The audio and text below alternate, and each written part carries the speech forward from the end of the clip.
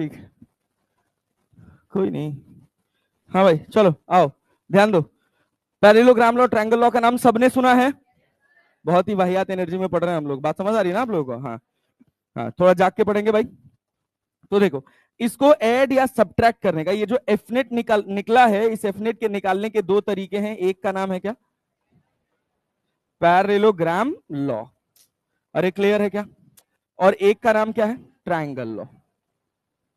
दोनों से result same आता है, दोनों से रिजल्ट में कोई फर्क पड़ता नहीं है, बहुत सिंपल होते हैं, बहुत साधारण होते हैं। चले आगे बढ़े, आगे बढ़ा दे भाई। हाँ चलो, अब कुछ बहुत सिंपल सिंपल बातें करते हैं। यहां तक बताओ कोई दिक्कत किसी को? ऐसी वेक्टर क्वांटिटीज जिनका, ऐसी फिजिकल क्वांटिटीज जिनका मैग्नीट्यूड भी हो और डायरेक्शन भी हो, उनको हम क्या कहते हैं? उनको हम क्या कहते हैं?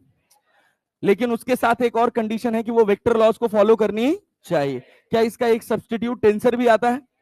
स्केलर क्वांटिटीज जानते हैं आप लोग? ऐसी फिजिकल क्वांटिटी जिनका बस केवल मैग्नीट्यूड होता है, जिनका कोई डायरेक्शन। अरे क्लियर है भाई? अच्छा, अगर हम एग्जांपल सेट करें, मान लीजिए हम कहें वेलोसिटी, तो कैसी क्वांटिटी होनी चाहिए? वेलोसिटी कैसी? वेक्टर। लेकिन अगर इसी को स्पीड कह दें तो स्पीड कैसा हो जाएगा? स्केलर। अरे क्लियर है? फोर्स क्या होगा? फोर्स क्या होगा? वर्क क्या होगा? स्केलर। वर्क का अपना कोई डायरेक्शन। क्या याद रहेगा भाई? ये सब कुछ बेसिक एग्जांपल्स है, और समय के साथ ये एग्जांपल्स हमको और अच्छे से समझ आते चले जाएंगे जैसे जैसे हम फिजिक्स सीखेंगे। अरे बोलो, बात डन है? अरे सॉर्टेड है ना यार? बहुत सिंपल, बहुत आसान है, कोई दिक्कत? क्या टेंसर क्वांटिटी का बेसिक बेसिक अपने को पता रह जाए तो कोई दिक्कत वाली बात नहीं है। क्या दो क्वांटिटीज है भाई?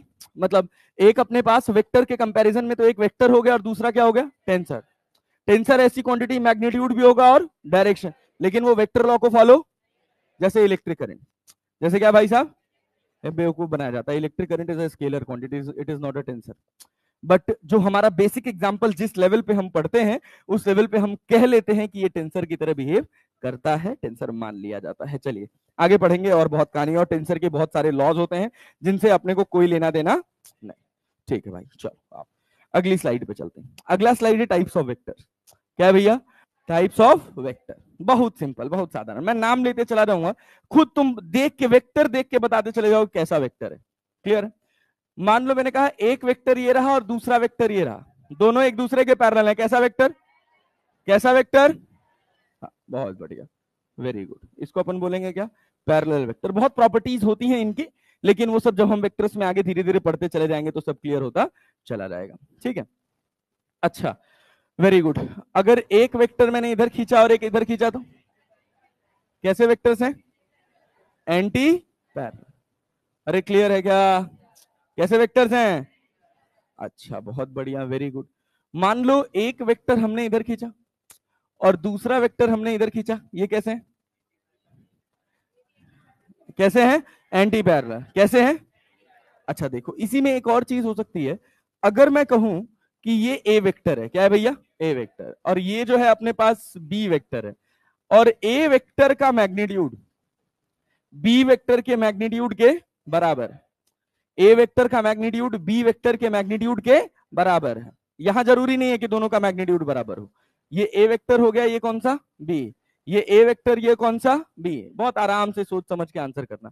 क्या मैं इसको ऐसे लिख सकता हूं, A vector equals to minus of B vector? अरे लिख सकते हैं ना, A vector equals to minus of, negative sign क्या इंडिकेट कर रहा है? डायरेक्शन। क्या इंडिकेट कर रहा है? वेक्टर्स में अगर किसी भी वेक्टर क्वांटिटी के आगे अगर नेगेटिव साइन लगा है तो उसका मैग्नीट्यूड से कोई लेना देना, उसका बस किससे लेना देना है? किससे लेना देना है? याद रखिएगा ये बात, अभी सवाल सामने आएगा।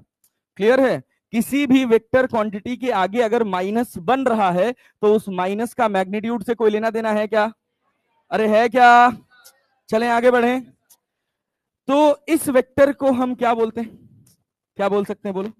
इस वेक्टर को हम बोल सकते हैं, है तो ये एंटी पैरेलल, लेकिन एंटी पैरेलल में एक और कैटेगरी बन गई, क्या? Opposite vector. अरे बात समझ आ रही है? कैसा वेक्टर? Opposite vector. चलो बहुत बढ़िया। अब उसके बाद थोड़ी और इंपॉर्टेंट बातें करते हैं। मान लीजिए हमने कहा ये एक्स एक्सिस है और हमने कहा कि ये कौन सा एक्सिस है? Y X. क्या ये एक्स वाई प्लेन बना? अरे कौन सा प्लेन बना भाई? पक्का भाई? अब इसमें मैं कह रहा हूं कि ये एक ए वेक्टर है, ये आपके पास बी वेक्टर है, ये आपके पास सी वेक्टर है। क्या सारे एक ही प्लेन में है? सारे एक्स वाई प्लेन में है? अरे है कि नहीं है? क्या गिरा बॉटल? कोई बात नहीं, ठीक है। सारे कौन से प्लेन में है भैया? एक्स वाई प्लेन में। तो इसको क्या प्लेनर वेक्टर बोल सकते हैं? Planar vector. अरे कोई डाउट यहां तक? कोई डाउट यहां तक? नहीं। लेकिन एक बात तुम ध्यान दे रहे हो, क्या तीनों तीनों के तीनों वेक्टर एक ही पॉइंट से ओरिजिनेट हो रहे हैं? अरे हो रहे हैं ना? हाँ, अभी आते हैं इस पर। देखिए, अब ये एक्स एक्सिस है आपके पास, ये वाई एक्सिस है आपके पास। मैं कह रहा हूं ये ए वेक्टर है, मैं कह रहा हूं ये बी वेक्टर है, मैं कह रहा हूं ये सी वेक्टर है। क्या ये सारे के सारे प्लेनर है कि नहीं है?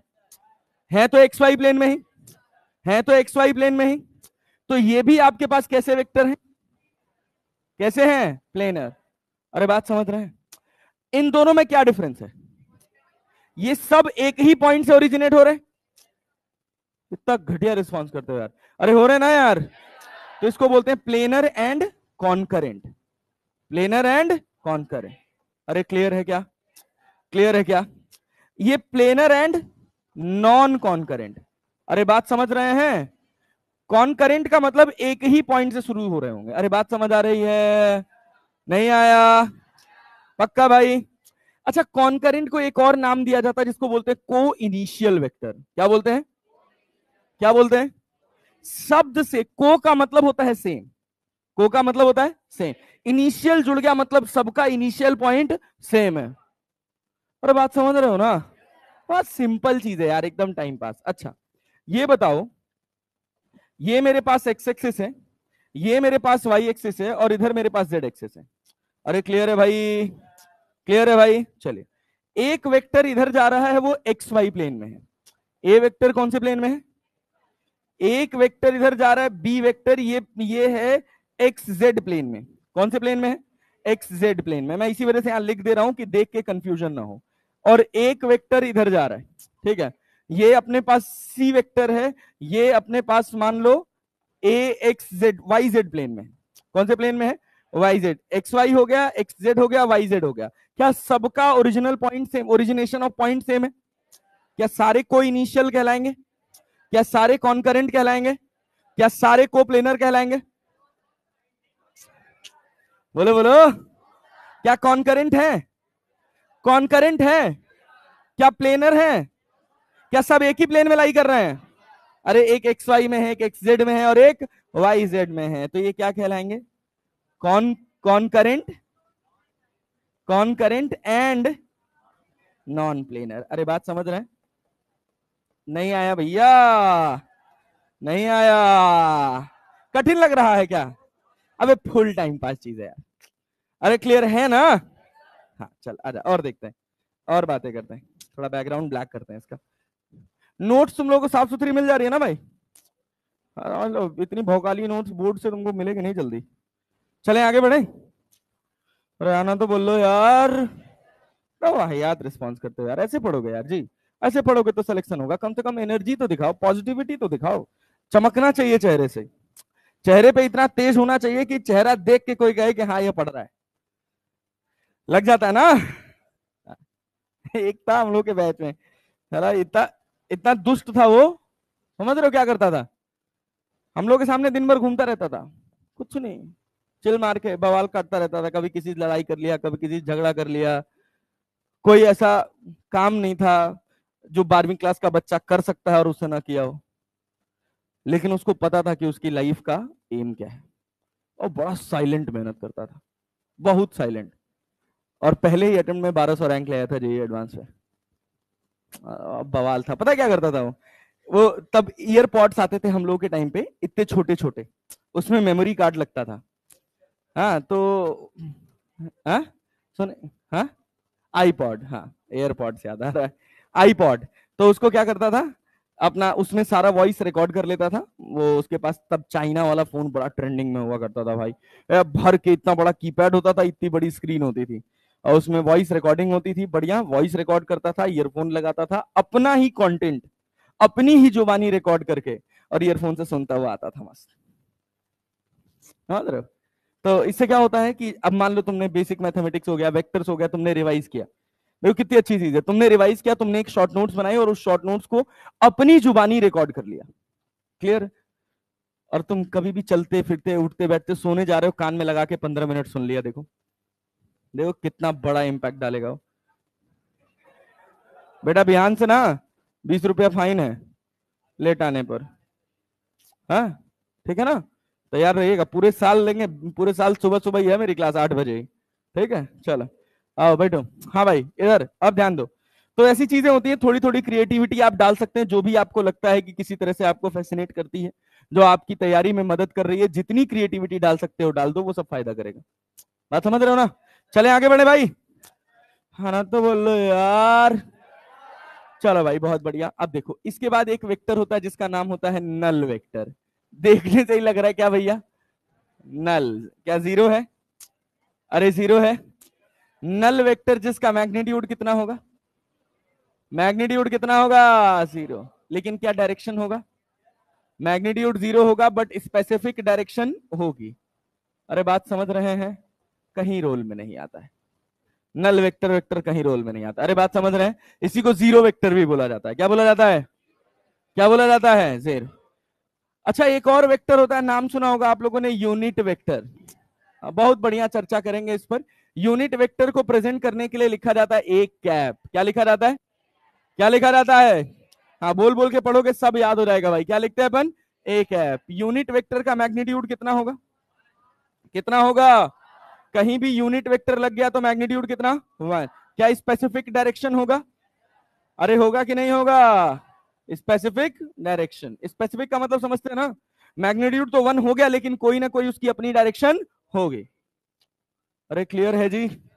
कोई डाउट अभी तक किसी को? कोई समस्या नहीं। इसके बाद दो वेक्टर्स आते हैं जो थोड़े इंपॉर्टेंट हैं, मतलब टाइम पास चीज है ये भी। एक का नाम होता है पोलर वेक्टर। क्या नाम होता है भैया? पोलर। और एक का नाम होता है एक्सियल वेक्टर। एक का नाम है पोलर और एक का नाम है एक्सियल। डिफरेंस क्या है? डिफरेंस समझ जाओ, कंटेंट अपने आप समझ आ जाएगा। जैसे मान लो मैं यहां खड़ा हूं और मैं यहां से यहां गया, तो मेरा इनिशियल और फाइनल पॉइंट डिसाइडेड है कि नहीं है? क्या मेरे इनिशियल और फाइनल पॉइंट को जोड़ने वाली कोई सीधी लाइन है? अरे है कि नहीं है? ऐसे वेक्टर्स को क्या बोला जाता है? Polar vector. अरे क्लियर है? क्लियर है भाई? अब सोचो, अब सोचो, मैं, ये सेंटर ऑफ रोटेशन है, ठीक है, और मैं ऐसे गोल गोल गोल गोल इसी पॉइंट के अबाउट घूम के फिर से यहां खड़ा हो गया। अरे खड़ा हुआ ना? क्या मैं एंगल डिस्प्लेस किया कि नहीं? अरे हुआ कि नहीं हुआ? अच्छा जब मैं यहां से यहां गया तो इसको डिस्प्लेसमेंट बोलते हैं। क्या बोलते हैं? क्या बोलते हैं? Final position minus initial position के अपने को डिस्प्लेसमेंट मिल जाता है। अरे क्लियर है क्या? क्या डिस्प्लेसमेंट को दिखाने के लिए हम एक एरो यूज कर रहे हैं, डायरेक्शन। तो मुझे पता है कि मेरा इनिशियल पॉइंट वहां है, फाइनल पॉइंट वहां है, मैं कैसे भी आऊं, इनिशियल और फाइनल को जोड़ने वाली लाइन जो होगी, क्या वो डिस्प्लेसमेंट का डायरेक्शन बताएगी? अरे क्लियर है क्या? अब सोचिए ये एक्सिस ऑफ रोटेशन था, क्लियर है, और मैं इतना एंगल डिस्प्लेस हुआ, क्या मेरा कुछ एंगुलर डिस्प्लेसमेंट हुआ कि नहीं हुआ? हुआ कि नहीं हुआ? डिस्प्लेसमेंट शब्द जुड़ गया तो क्वांटिटी कैसी होगी? वेक्टर। अरे स्केलर। कैसी क्वांटिटी? नहीं समझ आ रहा था यार, इधर थोड़ा स्पेस है, ध्यान से देखो। ये पॉइंट ऑफ रोटेशन है, अरे सबको दिख रहा है, और मैं इस पॉइंट ऑफ रोटेशन के अबाउट इतना एंगल घूम गया, मैं कुछ एंगल घूमा ना, कुछ एंगुलर डिस्प्लेसमेंट हुआ ना। और डिस्प्लेसमेंट कैसी क्वांटिटी है? चाहे वो लीनियर डिस्प्लेसमेंट हो चाहे वो एंगुलर। अरे क्लियर है क्या? अब सवाल पैदा होता है कि ठीक है लीनियर डिस्प्लेसमेंट तो अपने को समझ आ रहा है कि हम एक जगह से दूसरी जगह गए हैं, तो इनिशियल और फाइनल को जोड़ने वाला जो एरो होगा वो डिस्प्लेसमेंट का डायरेक्शन बताएगा। कुछ कठिन बोल रहे हैं तो ढंग से रिस्पॉन्स करो ना थोड़ा यार, बात समझ रहे हैं ना? लेकिन अगर ये पॉइंट ऐसे फिक्स है और मैं ऐसे घूमा हूं, तो मैं क्या डायरेक्शन बताऊंगा कि मैं कैसे घूमा? एंगुलर डिस्प्लेसमेंट हुआ ना? एंगुलर डिस्प्लेसमेंट हुआ तो एंगुलर डिस्प्लेसमेंट एक वेक्टर क्वांटिटी, कैसी क्वांटिटी? तो मैग्नीट्यूड तो अपने को क्लियर है कि चलो हम 60 डिग्री घूम गए। डायरेक्शन, डायरेक्शन डायरेक्शन कैसे निकालेंगे? मेरे एंगुलर डिस्प्लेसमेंट का डायरेक्शन क्या है? एंगुलर डिस्प्लेसमेंट का डायरेक्शन क्या है? क्या जी तुम लोग ड्रॉपर हो यार, ऐसे बिहेव करोगे? चलो हाँ कैसे भाई? हाँ बहुत बढ़िया, वेरी गुड। जैसे दरवाजा देख रहे हो, ये दरवाजा देख रहे हो, अगर मैं इसको ऐसे खोल रहा हूं तो क्या इस एक्सिस के अबाउट ये गोल घूम रहा है? इसको गोल घुमाने के लिए रिस्पॉन्सिबल फैक्टर है टॉर्क। टॉर्क नाम सुने हो कि नहीं? सुने हो सब लोग? अब ध्यान से सुनना, अगर हम इसको ऐसे खोलें तो क्या कुछ थीटा एंगल घूमा है? कुछ एंगुलर डिस्प्लेसमेंट हुआ है। अब सवाल पैदा होगा कि एंगुलर डिस्प्लेसमेंट का डायरेक्शन क्या होगा? डिस्प्लेसमेंट का डायरेक्शन तो सबको क्लियर है। अरे बात समझ रहे हैं? जो X axis, Y axis, Z axis में इनिशियल और फाइनल पॉइंट के बीच में डिफाइन होता है उसको अपन पोलर वेक्टर बोलते हैं। क्या बोलते हैं? क्या बोलते हैं? जितने भी लीनियर वेक्टर फिजिकल क्वांटिटीज हैं वो सब किस में आती हैं? लीनियर वेक्टर फिजिकल क्वांटिटीज का मतलब समझ रहे हो? अरे मतलब समझ रहे हो? जैसे डिस्प्लेसमेंट हो गया, वेलोसिटी हो गया, एक्सेलरेशन हो गया, ये सब। अरे समझ रहे हो? अच्छा, एंगुलर में क्या आ गया? Angular velocity, angular displacement, torque, angular momentum. जहां कहीं भी एंगुलर शब्द जुड़ गया वो सब रोटेशनल इफेक्ट दिखाता है। अरे बात समझ रहे हैं? अरे बात समझ रहे हैं? वो क्या होगा? Axial vector.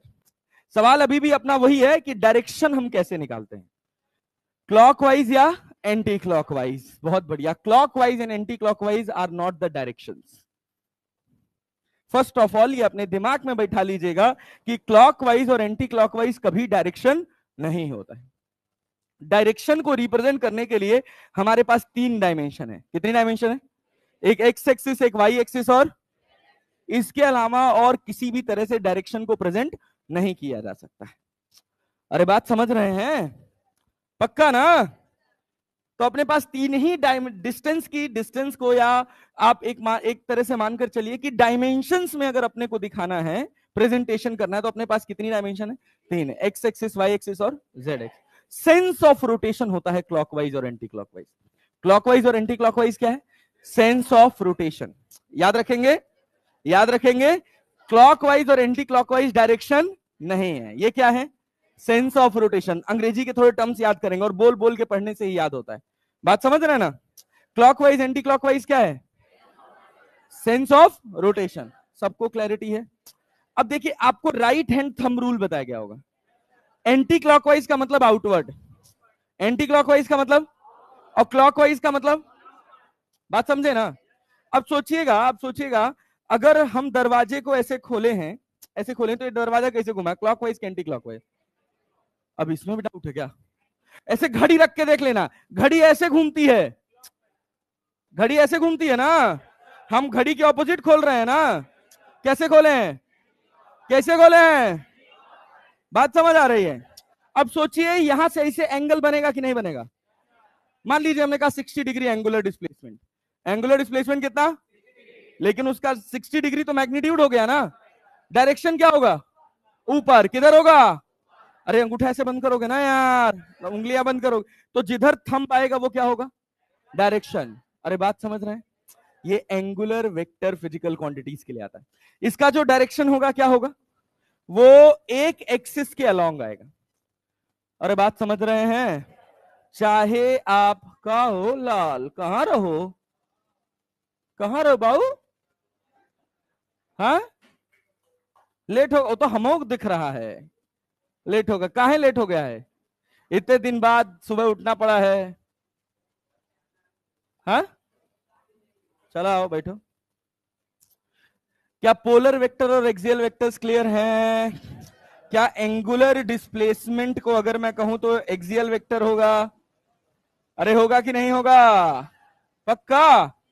चलो ये बताओ, टॉर्क क्या है? वेक्टर कैसा वेक्टर? एक्सियल की पोलर? एक्सियल की पोलर। वो मैं जैसे जैसे आगे पढ़ाता चला जाऊंगा ना और कहानी क्लियर होती चली जाएगी। अच्छा ये बताओ, ये बताओ, ये बताओ, ये बताओ, ये बताओ, ये बताओ, फोर्स क्या है? कौन सा? पोलर। पोलर कौन सा है? अरे क्लियर है ना? पक्का? एक्सलरेशन क्या है? एक्सलरेशन क्या है? पोलर। अच्छा इसी के आगे एंगुलर लग जाए तो? Angular acceleration. मतलब मोटा मोटा फील आ गया कि एक्सियल वेक्टर क्या है और पोलर वेक्टर क्या है। अरे हो गया? चले आगे बढ़ जाएं। आगे बढ़े भाई। हाँ चलो बहुत अच्छा, आ जाओ। आगे अब काम की बात करते हैं। अब सवाल ये पैदा होता है कि ये तो बेसिक टाइप्स ऑफ वेक्टर्स हो गए, बहुत सारे टाइप्स होते हैं, इतना ये वो इंपॉर्टेंट टाइप्स है जिनको हमको जानना है। क्लियर है? यूनिट वेक्टर को ध्यान रखिएगा, यूनिट वेक्टर का मैग्नीट्यूड क्या होता है? क्या होता है? डायरेक्शन होगा कि नहीं होगा? कैसे निकालते हैं, कैसे प्रेजेंट करते हैं, वो सब बात की बातें अपना आराम से सीखेंगे। बट अभी हमारे काम में बस इतना ही आएगा कि जहां कहीं भी नाम आ गया यूनिट वेक्टर, क्या नाम आ गया, मतलब मैग्नीट्यूड कितना होगा? कितना होगा? क्लियर है ना? नल वेक्टर का मैग्नीट्यूड, लेकिन डायरेक्शन होगा क्या? अरे क्लियर है? अच्छा, कई बार आप देखोगे ना कि नल वेक्टर को ऐसे स्पेसिफाई किया जाता है जीरो के ऊपर वेक्टर लगा के। अरे बात समझे? को प्लेनर वेक्टर क्लियर है? सारे वेक्टर्स जो एक प्लेन में होंगे वो क्या होंगे? क्या होंगे? को प्लेनर। अरे बात समझ रहे हैं? क्लियर है क्या? कॉन्करेंट वेक्टर्स क्लियर है? ऐसे सारे वेक्टर जिनका इनिशियल पॉइंट सेम, एक ही पॉइंट से ओरिजिनेट हो रहे हैं, वो क्या हो रहे होंगे? कॉन्करेंट। क्या होंगे? All the vectors that are concurrent must be coplanar. True और फॉल्स? ट्रू और false? All the coplanar vectors are concurrent. True और फॉल्स? कोई दिक्कत वाली बात? पक्का भाई? क्लियर है क्या? अच्छा, इसी स्टेटमेंट को थोड़ा घुमा के पूछा जा सकता है, थोड़ा अंग्रेजी ध्यान से सुनिएगा। All the vectors originating from a point, all the vectors originating from a point lying in a plane are concurrent and coplanar. True? एक ही पॉइंट से स्टार्ट हो रहे हैं और एक ही प्लेन में हैं। अंग्रेजी थोड़ा ध्यान से सुनो। all the vectors originating from same point lying in a same plane are, एक ही पॉइंट से ओरिजिनेट हुए मतलब क्या है? कॉन्करेंट। एक ही प्लेन में है मतलब क्या है? इतनी अंग्रेजी तो उम्मीद करी जा सकती है ना यार। चले आगे बढ़े, सिंपल बात है। अब देखो, अब सवाल पैदा होता है कि किसी भी वेक्टर को ऐड या सब्ट्रैक्ट कैसे करा जाए। जब एडिशन ऑफ वेक्टर्स की हम बात करते हैं, जब हम एडिशन ऑफ वेक्टर्स की बात करते हैं, उसमें कितने लॉज आते हैं? कितने? कौन कौन से? कौन कौन से? ट्रायंगल और चलो, वहां पहुंचने से पहले कुछ सवालों का आंसर करो तो देखे तो। चलो हम पढ़ेंगे, आंसर तुम बताना, बताओगे ना? Which of the following statement is false? Mass, speed and energy are scalar. Momentum, force and torque are vector. अच्छा, मोमेंटम लीनियर मोमेंटम है, कैसा वेक्टर? एक्सियल की पोलर। लीनियर मोमेंटम कैसा है? कैसा है? फोर्स, टॉर्क, ठीक है। Distance is a scalar while displacement is a vector. A vector quantity has only magnitude whereas scalar has, बस सिंपल है ना यार, ये सब तो कर ही लोगे।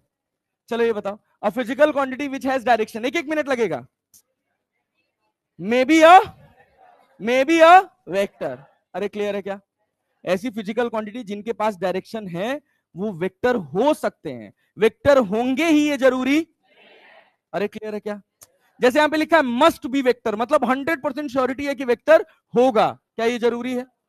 क्या ये जरूरी है? मस्ट बी स्केलर, गलत है। नन ऑफ दीज तो हटा ही दो, तो मतलब क्या बचा? May be a vector. क्या फील आया ना? और टाइम पास चीजें देखो, और देखो ये कह रहा विच of the following physical quantities N axial vector. कौन सा? कौन सा? अरे क्लियर है यार, इतना पढ़ने के बाद तो कोई डाउट ही नहीं रहना चाहिए।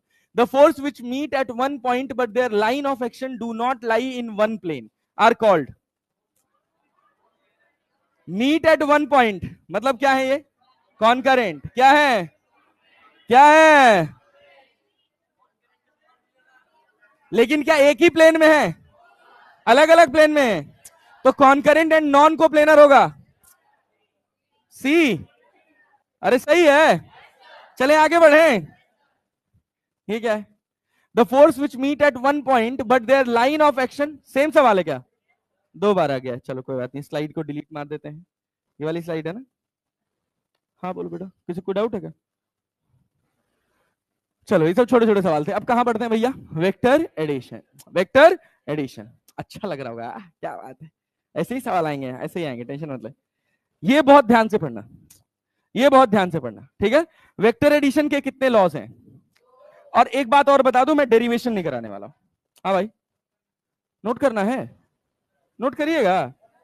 अच्छा, हाँ चलो कर लो, नहीं नहीं कर लेने दो। अब ये मत कहना सवाल लिखेंगे, चलो करो, नोट करो। ये हो गया है? चल लिख लें दो, लिख लें दो। हर स्लाइड पे 1 से 2 मिनट रुक जाएंगे, अपने पास टाइम है, टाइम है अपने पास, कोई दिक्कत नहीं। कर लो कर लो कर लो। हाँ हाँ, मैं बताऊंगा कौन से लिखने, ठीक है ना। अब इसमें क्या, ये क्या क्वेश्चन लिखेगा जो अभी मैंने 4 सवाल कराए, लिखने की जरूरत है नहीं।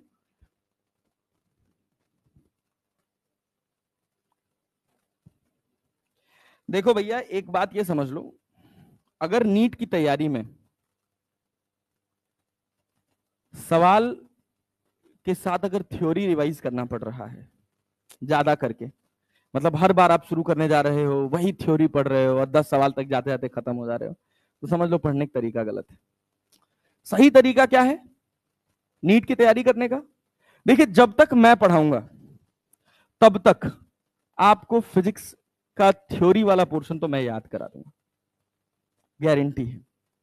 पूरा थ्योरी, पूरा फिजिक्स, एक दिन ऐसे 12 घंटा बैठाएंगे, पूरा फिजिक्स बांच देंगे और पूरा फिजिक्स तुम रिस्पॉन्ड कर ले जाओगे, गारंटी है। हाँ, 17 घंटा। एक दिन फ्लो में आए थे, लेकिन क्या बताया यार, स्टूडियो ही बोल गया। पढ़ा रहे थे लास्ट लास्ट ईयर, पढ़ा रहे थे जेई में, तो 13 घंटा 10 मिनट पढ़ाए थे। उसके बाद स्टूडियो में से धुआं धुआं हो गया, हमने कहा बंद करो अब। कोई बात नहीं, लेकिन ऑफलाइन में तो हम 20 घंटा पढ़ा देंगे यार, 10 मिनट के ब्रेक पे 20 घंटा, 25 घंटा, 24 घंटा पढ़ा देंगे। ऑफलाइन में तो सामने ऑडियंस रहे, तो जब ऑडियंस नहीं होती तो बस ऐसे केवल बोलते चले जाओ पागल तरह से। समोसा कॉफी सबका व्यवस्था करके पढ़ाएंगे, टेंशन मतलब। एक क्लास में पढ़ाएंगे, यहाँ भी क्लास चलेगी, वहां भी वही क्लास चलेगा, सबको बैठा के पढ़ाएंगे पूरी फिजिक्स एक बार में, लेकिन अभी उसमें बहुत समय है। उसके पहले वो आएगा, दिसंबर जनवरी फरवरी में समय आएगा वो, लेकिन उसके पहले मैं क्लास के साथ साथ आपको फिजिक्स याद करा दूंगा, गारंटी। बट वही है कि पढ़ना पड़ेगा भाई, बोल बोल के पढ़ना पड़ेगा, साथ देना पड़ेगा, तब होगा। और हरदम रिवाइज करने जाओ जब भी, तो सवालों के साथ शुरू करो, क्योंकि एग्जाम में सवाल करने हैं, समझ रहे हैं ना। ठंडा लग रहा है क्या? तो सवालों के साथ जब रिवीजन करेंगे तो दिमाग खुलेगा, क्लियर है। हाँ, बट नोट्स ऐसी होनी चाहिए कि एक बार पलट के देखा जा सके, साफ सुथरी सुंदर। चले आगे बढ़े। कितने तो हैं, 2 साल तो सर हम खाली नोट्स ही बनाए हैं, है? और कुछ तो करोगे क्या? पहले 2 घंटे के लेक्चर बांच रहे हो, फिर उसके बाद 4 घंटे में उसकी नोट्स बना रहे हो, तो अगर 3 लेक्चर दिन भर का हो गया तो 12 घंटे की पढ़ाई तो ऐसे ही हो गई, तो अब पढ़ोगे क्या? यही होता है ऑनलाइन में, इसी वजह से तो आलस लग गया। आज का छोड़ो, आज नहीं अब कल करेंगे, जो कि होना जायज है, हो ही जाता है। वरना नीट एग्जाम यार मैक्स टू मैक्स 2 साल यार, मैक्स टू मैक्स। 5-5 साल रिपीट कर रहे हैं, क्या है? यूपीएससी बना रखे हो क्या? पंचवर्षीय योजना बनाए हो, एक तो है 5वें साल में जाके निकाला है अभी, और इतना खुश है जैसे कितना बड़ा तीर मार लिया हो, है? मैं कह रहा हूं 1-2 साल यार, मैक्सिमम 2 साल। 3 अटेम्प्ट छोड़ो, 3 अटेम्प्ट उड़ के, समझ रहे हो ना। और उसके बाद करियर चेंज कर लेना चाहिए यार, बहुत करियर ऑप्शन है लाइफ में, पैसा ही कमाना तो एक अल्टीमेट गोल है ना। अरे है कि नहीं है? हाँ, टीचर यार आसान काम नहीं है। अच्छी बात है बने, वो बहुत बढ़िया है भाई, पैसे तो बहुत मिलते हैं यार, नो डाउट। मतलब कॉर्पोरेट की इतनी हिम्मत नहीं है कि इतना पैसा दे पाए जितना इस समय टीचिंग में पैसा मिलता है, लेकिन वही है कि बहुत मेहनत मांगती है। और हमारे पास बहुत सारे टीचर्स आते हैं जो बहुत बड़े बड़े प्लेटफॉर्म पे पढ़ा रहे हैं, पता नहीं कैसे घुस गए हैं, कैसे पहुंच गए हैं, उनको कुछ नहीं आता।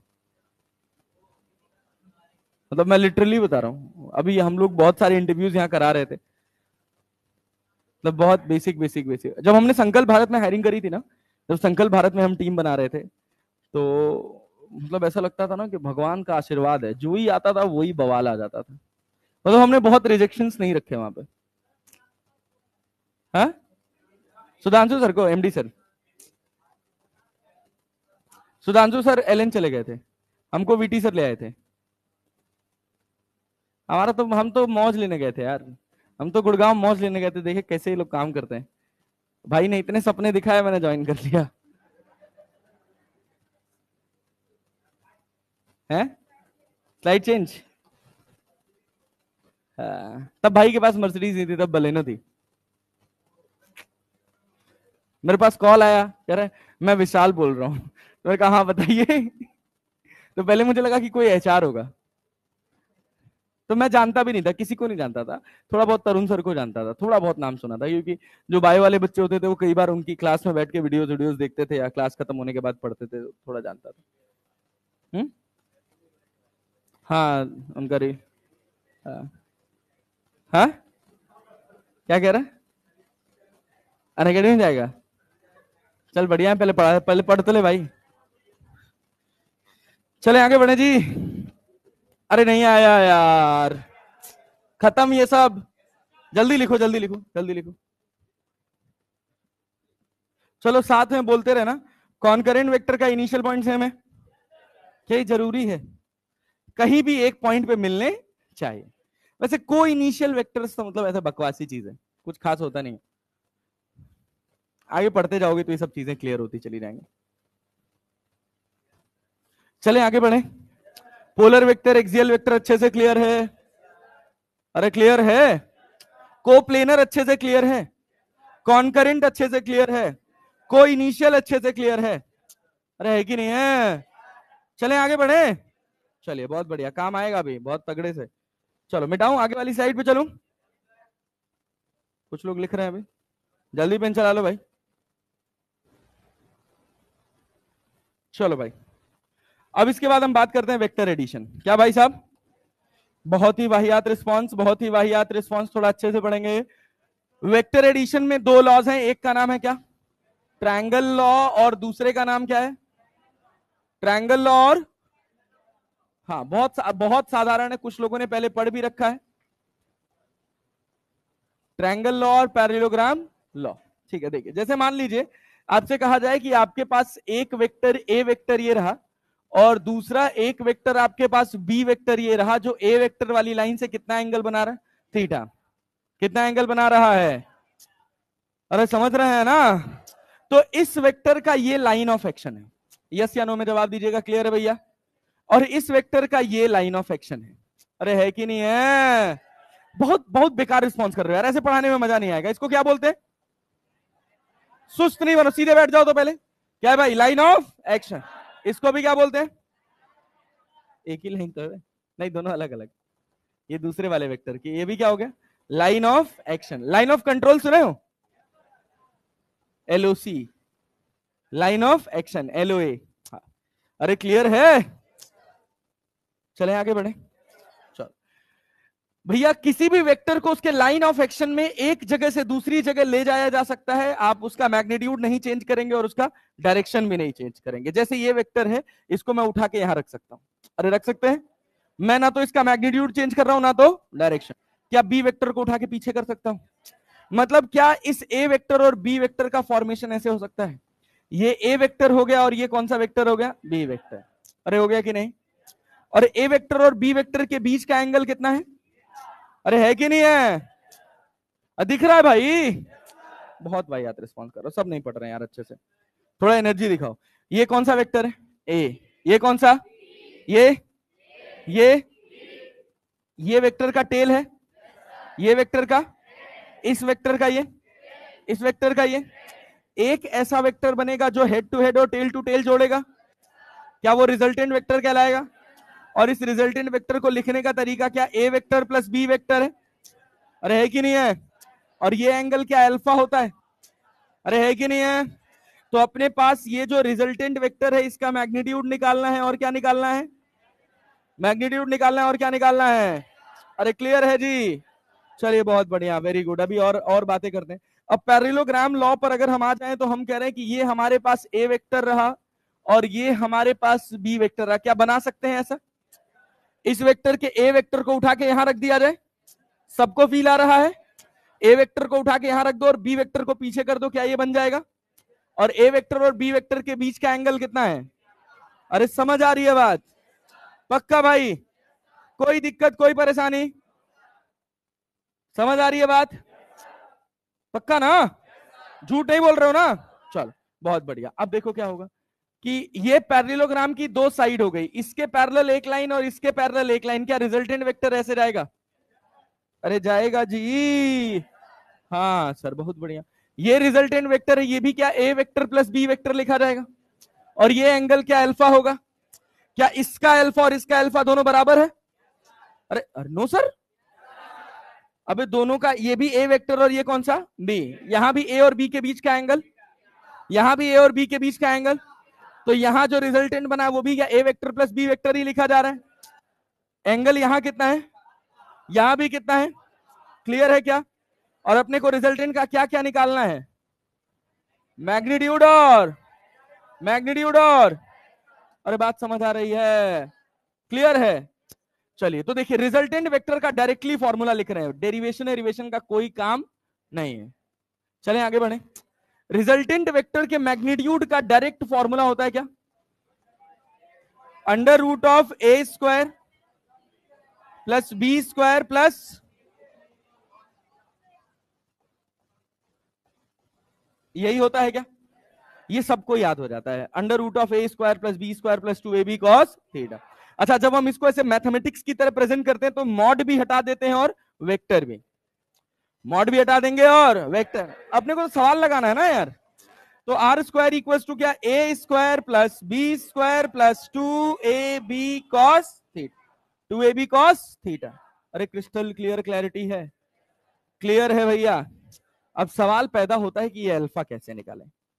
अरे बात समझ रहे हैं क्या? तो एक तरीका बता रहा हूं बहुत सिंपल, सीधे लिखिए tan अल्फा। क्या लिखेंगे भैया? क्या लिखेंगे? क्या लिखेंगे? फिर लगाइए बराबर और खींचिए एक सीधी लाइन। देखिए अल्फा किससे जुड़ा है, ए से कि बी से? किससे जुड़ा है? किससे जुड़ा है? उसको ऐसे लिख दीजिए। अरे क्लियर है क्या? बचा क्या? बी। बचा क्या? बी के कितने कंपोनेंट? एक बी साइन थीटा और एक बी, जब हम पहली बार पढ़े थे ट्रिग्नोमेट्री तो पहले साइन पढ़े थे कि कॉस? कॉस पढ़े थे। वाह, पहले क्या पढ़े थे? साइन। क्या पढ़े थे? तो ऊपर लिखिएगा बी साइन थीटा, नीचे लिखिएगा बी कॉस थीटा। अरे समझे कि नहीं? अरे समझे कि नहीं? क्या ट्रायंगल लॉ और पैरेललोग्राम लॉ में डिफरेंस दिख रहा है? मैग्नीट्यूड में कोई डिफरेंस आएगा? डायरेक्शन में कोई डिफरेंस आएगा? तो दोनों को अलग अलग क्यों पढ़ा गया? पता नहीं। अगर दो वेक्टर्स, वेक्टर ए और वेक्टर बी कॉन्करेंट है, मतलब एक ही जगह से शुरू हो रहे हैं, तो हम क्या लगाएंगे? पैरेललोग्राम। क्या लगाएंगे? अगर एक वेक्टर के हेड के ऊपर दूसरे वेक्टर का टेल है तो क्या लगाएंगे? क्या लगाएंगे? क्लियर है ना? This is the basic difference. अरे बात समझ आ रही? रिजल्टेंट का स्क्वायर का फॉर्मूला क्या होगा? A square plus B square plus 2ab cos theta. बोल बोल के पढ़ेंगे क्या भैया? A square plus B square plus 2ab cos theta. tan alpha लिख पाएंगे? tan अल्फा लिख पाएंगे? जाग जा भाई, tan अल्फा लिख पाएंगे? अच्छा tan बीटा अगर मैं लिखने के लिए कहूं तो क्या लिख पाओगे? क्या मैं कहूं ये वाला एंगल बीटा है? अरे कर पाओगे जी? कर पाओगे जी? इसको हम क्या लिखे? बीटा। क्या आप tan बीटा लिखे? क्या एक सीधी लाइन खींचे? बीटा किससे जुड़ा है? क्या उसको यहां लिख दोगे? बचा ए, कितने कंपोनेंट? एक ए साइन और एक ए, ऊपर क्या आएगा? ऊपर लिखेंगे ए साइन थीटा, नीचे क्या लिखेंगे? ए कॉस। क्लियर है? क्लियर है? क्लियर है? पक्का भाई? बहुत बढ़िया। ये बात अच्छे से समझ आनी चाहिए, यहां तक कोई डाउट नहीं रहना चाहिए। बिना मतलब अभी हम 15-20 मिनट गवाएंगे इसका डेरिवेशन करने में, और दूर दूर तक इसके डेरिवेशन से अपने को कोई लेना देना नहीं। तो अपन वही बात पढ़ेंगे जो हम ज्यादा से ज्यादा यूटिलाइज कर पाए। वो हर चीज जो जिसका डेरिवेशन हो गया, जिसका फिजिक्स में दूर दूर तक कोई लेना देना नहीं है, और जिसको हमने बहुत बार पढ़ रखा है, उसको हम थोड़ा अवॉइड कर देंगे। कोई दिक्कत तो नहीं है किसी को? पक्का भाई? क्या R square equal to A square plus B square plus 2ab cos theta clear है? क्या tan अल्फा क्लियर है? B sine theta upon A plus B cos theta. अब इसी पर हम अपनी पूरी पीएचडी करेंगे, इसी पर पूरी पीएचडी करेंगे। ठीक है, चलें आगे बढ़े। हाँ रुक जाओ, अभी लिखने का टाइम मिलेगा, अभी लिखने का टाइम मिलेगा। देखो हमने किया है इस स्लाइड को कॉपी, कॉपी हो गया ना? चलो देखो, आ जाओ।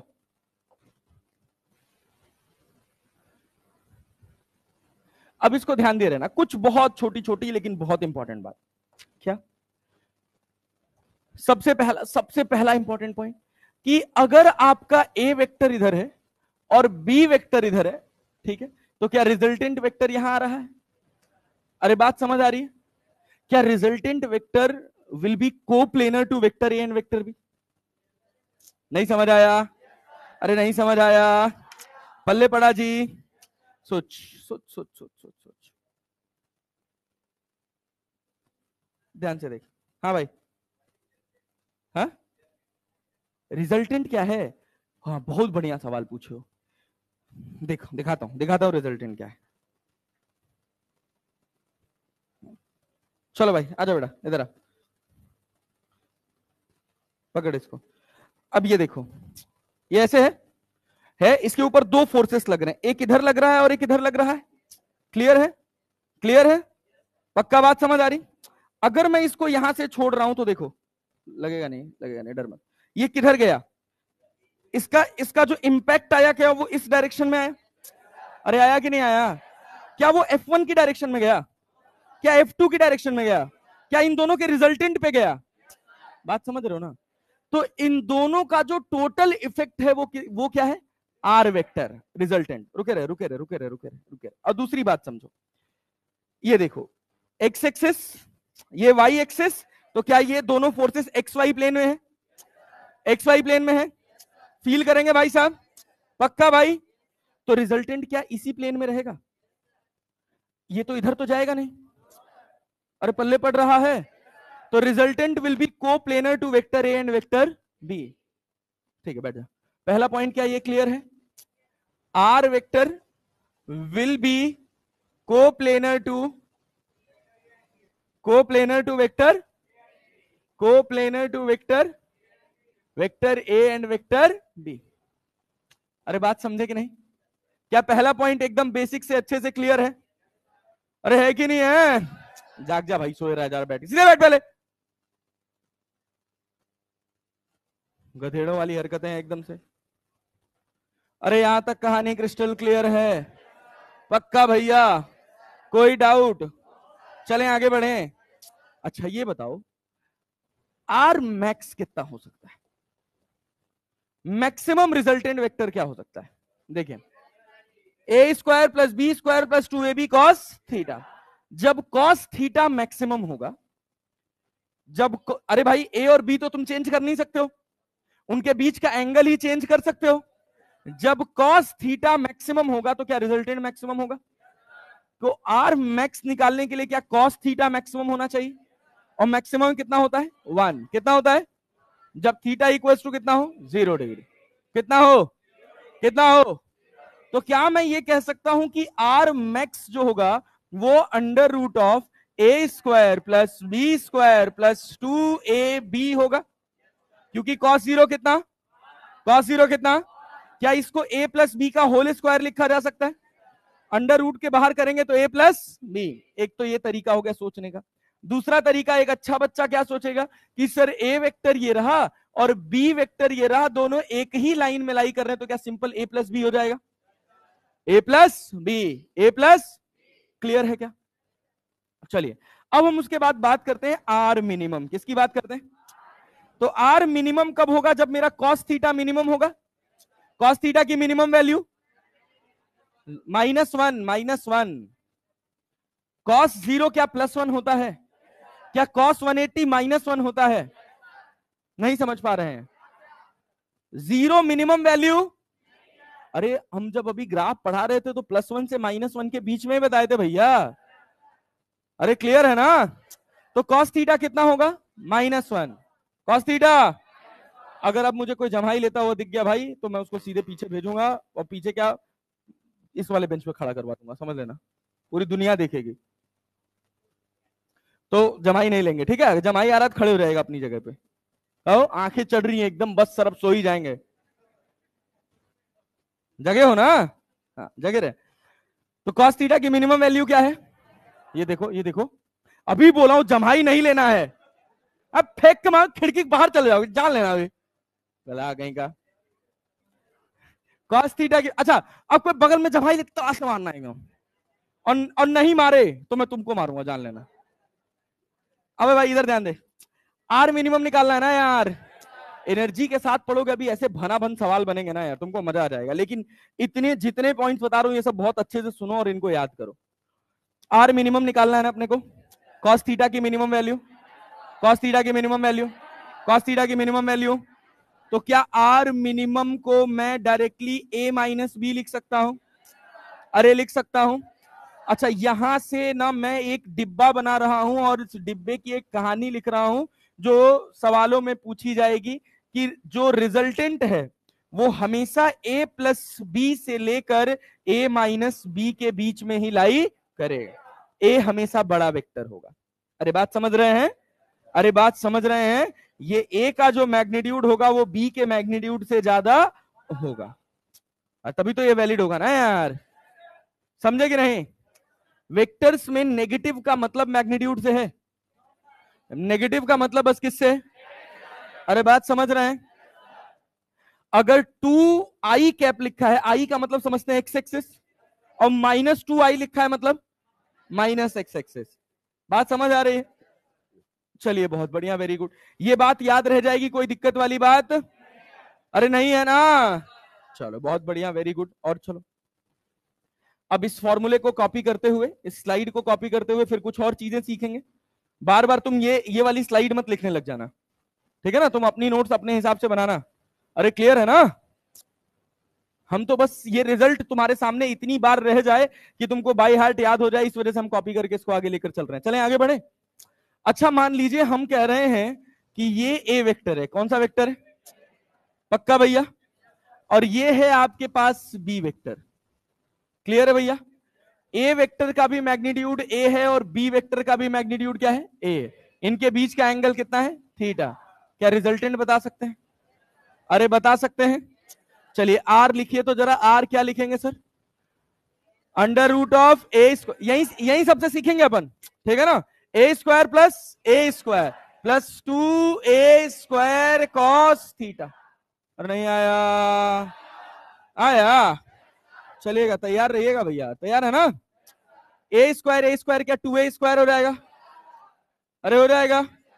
चलो तो r इक्वल्स टू हम क्या कर सकते हैं यहां से, देखो देखो यहां से क्या करो, a को बाहर कर ले, पूरे a को बाहर कर ले।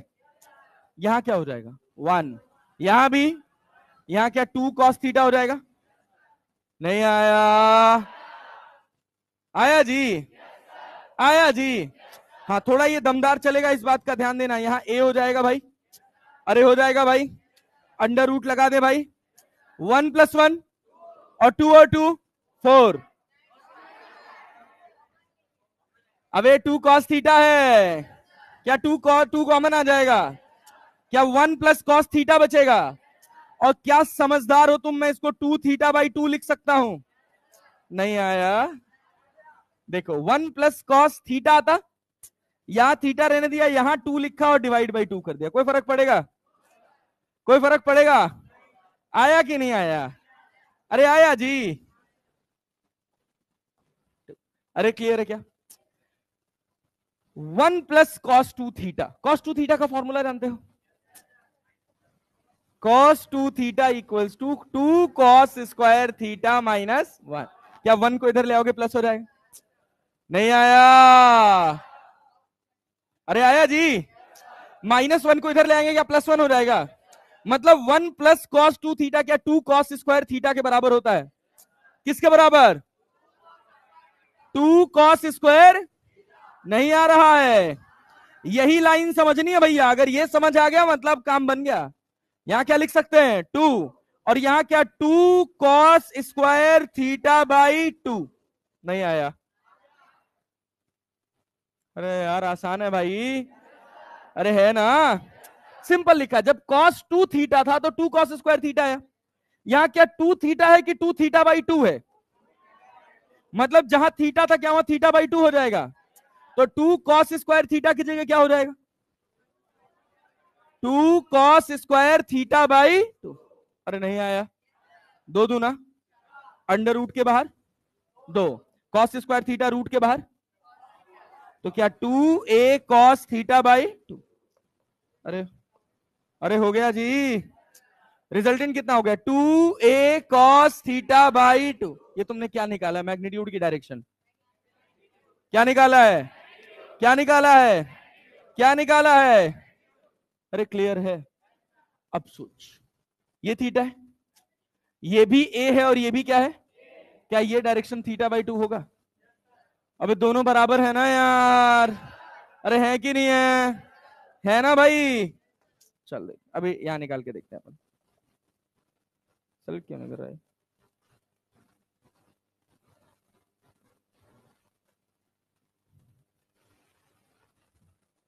अच्छा वो है ना, पीपीटी है ना ये, ठीक, तभी नहीं सेलेक्ट कर रहा है, कोई बात, चलो छोड़ो, इधर देखो, हाँ यहां ध्यान से देखो इसको। ये क्लियर है कि ये एंगल कितना हो जाएगा, थीटा बाई 2।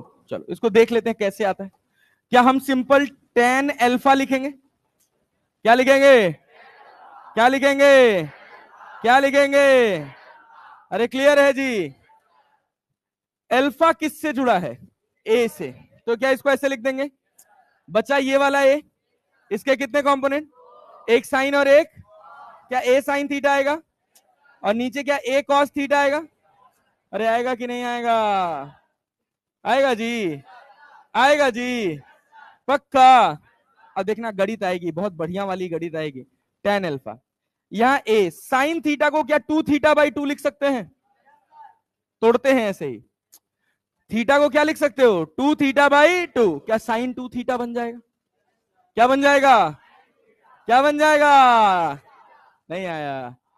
तो साइन 2 थीटा का फॉर्मूला क्या होता है, 2 sine theta by 2 cos theta by 2 divided by, क्या ए कॉमन कर ले, और देख अभी 1 प्लस कॉस 2 थीटा बाई 2 बनाया था, कितना आया था 2 कॉस स्क्वायर थीटा बाई 2, क्या यहां 2 कॉस स्क्वायर थीटा बाई 2 लिख सकते हैं, क्या ए से ए कट जाएगा, क्या 2 से 2 कट जाएगा, कॉस थीटा बाई 2 से ये कट जाएगा, क्या टेन अल्फा बराबर टेन थीटा बाई 2 बचेगा, sine theta by 2 upon cos theta by 2, क्या टेन से टेन कट जाएगा, क्या अल्फा का वैल्यू थीटा बाई 2 आ गया, एक गणित से आया, किससे आया, क्या अपने पास कॉमन सेंस भी है, अरे है कि नहीं है, सर उसकी बात मत किया करो और सब ठीक है, क्या भाई, हाँ क्या कह रहे हो, क्या कह रहा, मैं सुन नहीं पाया, हाँ अच्छा, बहुत बढ़िया, क्या हाइपोथेटिकल थ्योरी है तुम्हारी, अच्छा लगा मुझे सुन के। हाँ भाई देखो, अरे बेटा बहुत एक्सरसाइज हो गया तेरी, ये पकड़ो और ये पकड़ो। अभी ये बात क्लियर है कि मैं ज्यादा खींचा हूं, तो मैंने ज्यादा फोर्स लगाया, तो ये रिजल्टेंट क्या मेरी तरफ जाएगा, क्या मेरी ही डायरेक्शन में जाएगा या मेरी तरफ इंक्लाइंड होगा। नीट का सवाल पूछा गया था, अभी देख लेना, अभी आंसर आएगा। अरे क्लियर है ना, मेरी तरफ इंक्लाइंड होगा।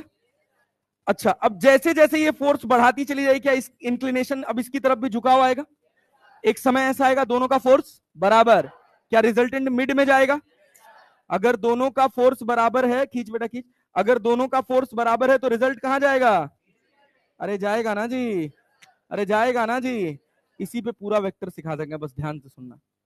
अरे क्लियर है ना, अगर हम दोनों फोर्स बराबर लगाए हैं तो रिजल्टेंट तो कहां जाएगा, मिड से ही। अरे जाएगा कि नहीं जाएगा, क्या आसान है भाई, कोई कठिन बात नहीं है, बैठ जा। और रिजल्टेंट का जो मैग्नीट्यूड होगा क्या याद रहेगा, 2a cos theta by 2a cos theta by 2a cos theta by, क्या डायरेक्ट फॉर्मूला याद कर लेंगे यार, 2a cos theta by, direction निकालने में कोई दिक्कत वाली बात, 60 डिग्री है तो रिजल्टेंट का डायरेक्शन 30, 120 डिग्री है तो रिजल्टेंट का डायरेक्शन, क्लियर है ना, क्लियर है ना, पक्का बात समझ आ रही है, झूठ नहीं बोल रहे।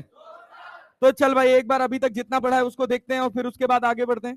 कॉनकरेंट, कोप्लेनर, ये सब क्या होते हैं, क्लियर है। पोलर और एक्सियल वेक्टर्स क्या होते हैं, क्लियर है। यस या नो में जवाब देंगे भैया, कोई डाउट। अच्छा भैया वेक्टर एडिशन की बात करें तो अपने पास दो लॉज हैं, पैरेललोग्राम और एक, कोई पूछ ले क्या डिफरेंस है, क्या बता पाओगे, अगर दोनों वेक्टर एक ही पॉइंट से स्टार्ट हो रहे हैं तो, क्या भैया, क्या भैया? अगर एक वेक्टर के हेड के ऊपर दूसरे वेक्टर का टेल है तो क्या करोगे भाई? क्या दोनों से रिजल्टेंट पे कोई फर्क पड़ेगा? क्या उसके डायरेक्शन पे कोई फर्क पड़ेगा? क्लियर है ना? चलें आगे बढ़ जाएं। और मैग्नीट्यूड का, रिजल्टेंट के मैग्नीट्यूड का निकालने का फॉर्मूला क्या है? A square plus B square plus 2ab cos. बोल बोल के पढ़ा कर, थोड़ा याद होगा, ठीक है ना? क्या है भाई? A square plus B square plus 2ab cos theta. अरे क्लियर है क्या? क्या tan अल्फा लिख सकते हैं? दो वेक्टर अपने पास ए और बी, एकदम दिमाग में फील करेंगे, बहुत ज्यादा इस पे डिपेंडेंट नहीं रहेंगे, ठीक है ना? एक वेक्टर अपने पास ए और दूसरा वेक्टर है, क्या रिजल्टेंट ए और बी के बीच में आएगा? क्या प्लेनर होगा? ए और बी के प्लेन में ही तो आएगा, समझ रहे हैं ना? ए और बी के प्लेन के बाहर जाने वाला, ऐसे थोड़ी है ए वेक्टर इधर लग रहा है, बी वेक्टर इधर है, रिजल्टेंट इधर आ रहा है, ऐसा होने वाला? पक्का भाई? अच्छा दूसरी बात ये क्लियर, अगर अपने को एंगल लिखना है तो कोई समस्या वाली बात? ए और बी के बीच का एंगल थीटा, ए और बी के बीच का एंगल, क्या रिजल्टेंट ए और बी के बीच में ही कहीं आएगा? मान लीजिए हमने कहा ए से आया अल्फा पर, ए से आया कितने पर?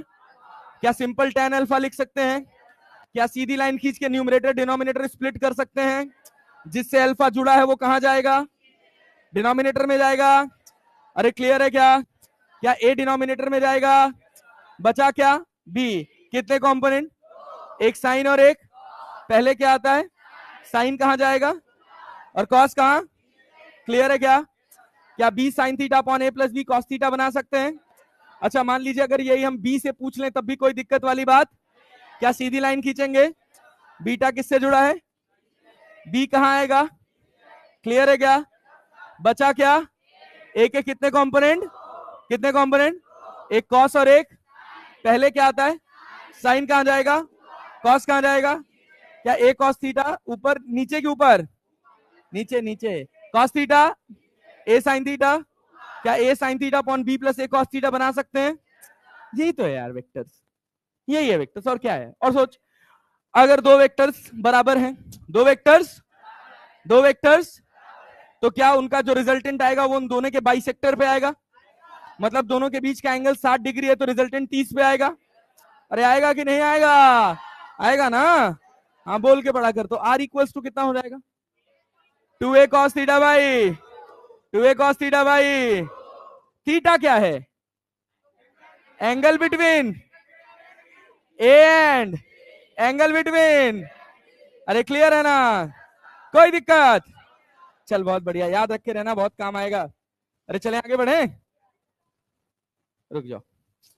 चलो देखो, अभी एक फ्लो में बिना बिना गर्दन उठाए, अरे रुको रुको, देंगे मौका भाई, चिंता मत करो, बहुत समय अभी अपने पास, पूरा 15 मिनट रुक के लिखवा के जाएंगे, चिंता मत करो।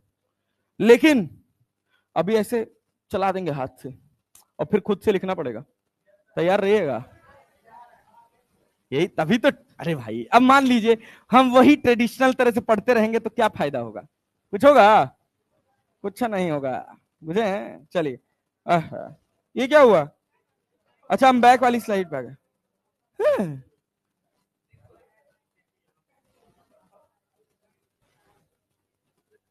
मिटा देते हैं, दोबारा ही मिटाने तो है, कॉपी तो किए ही थे ना हम लोग।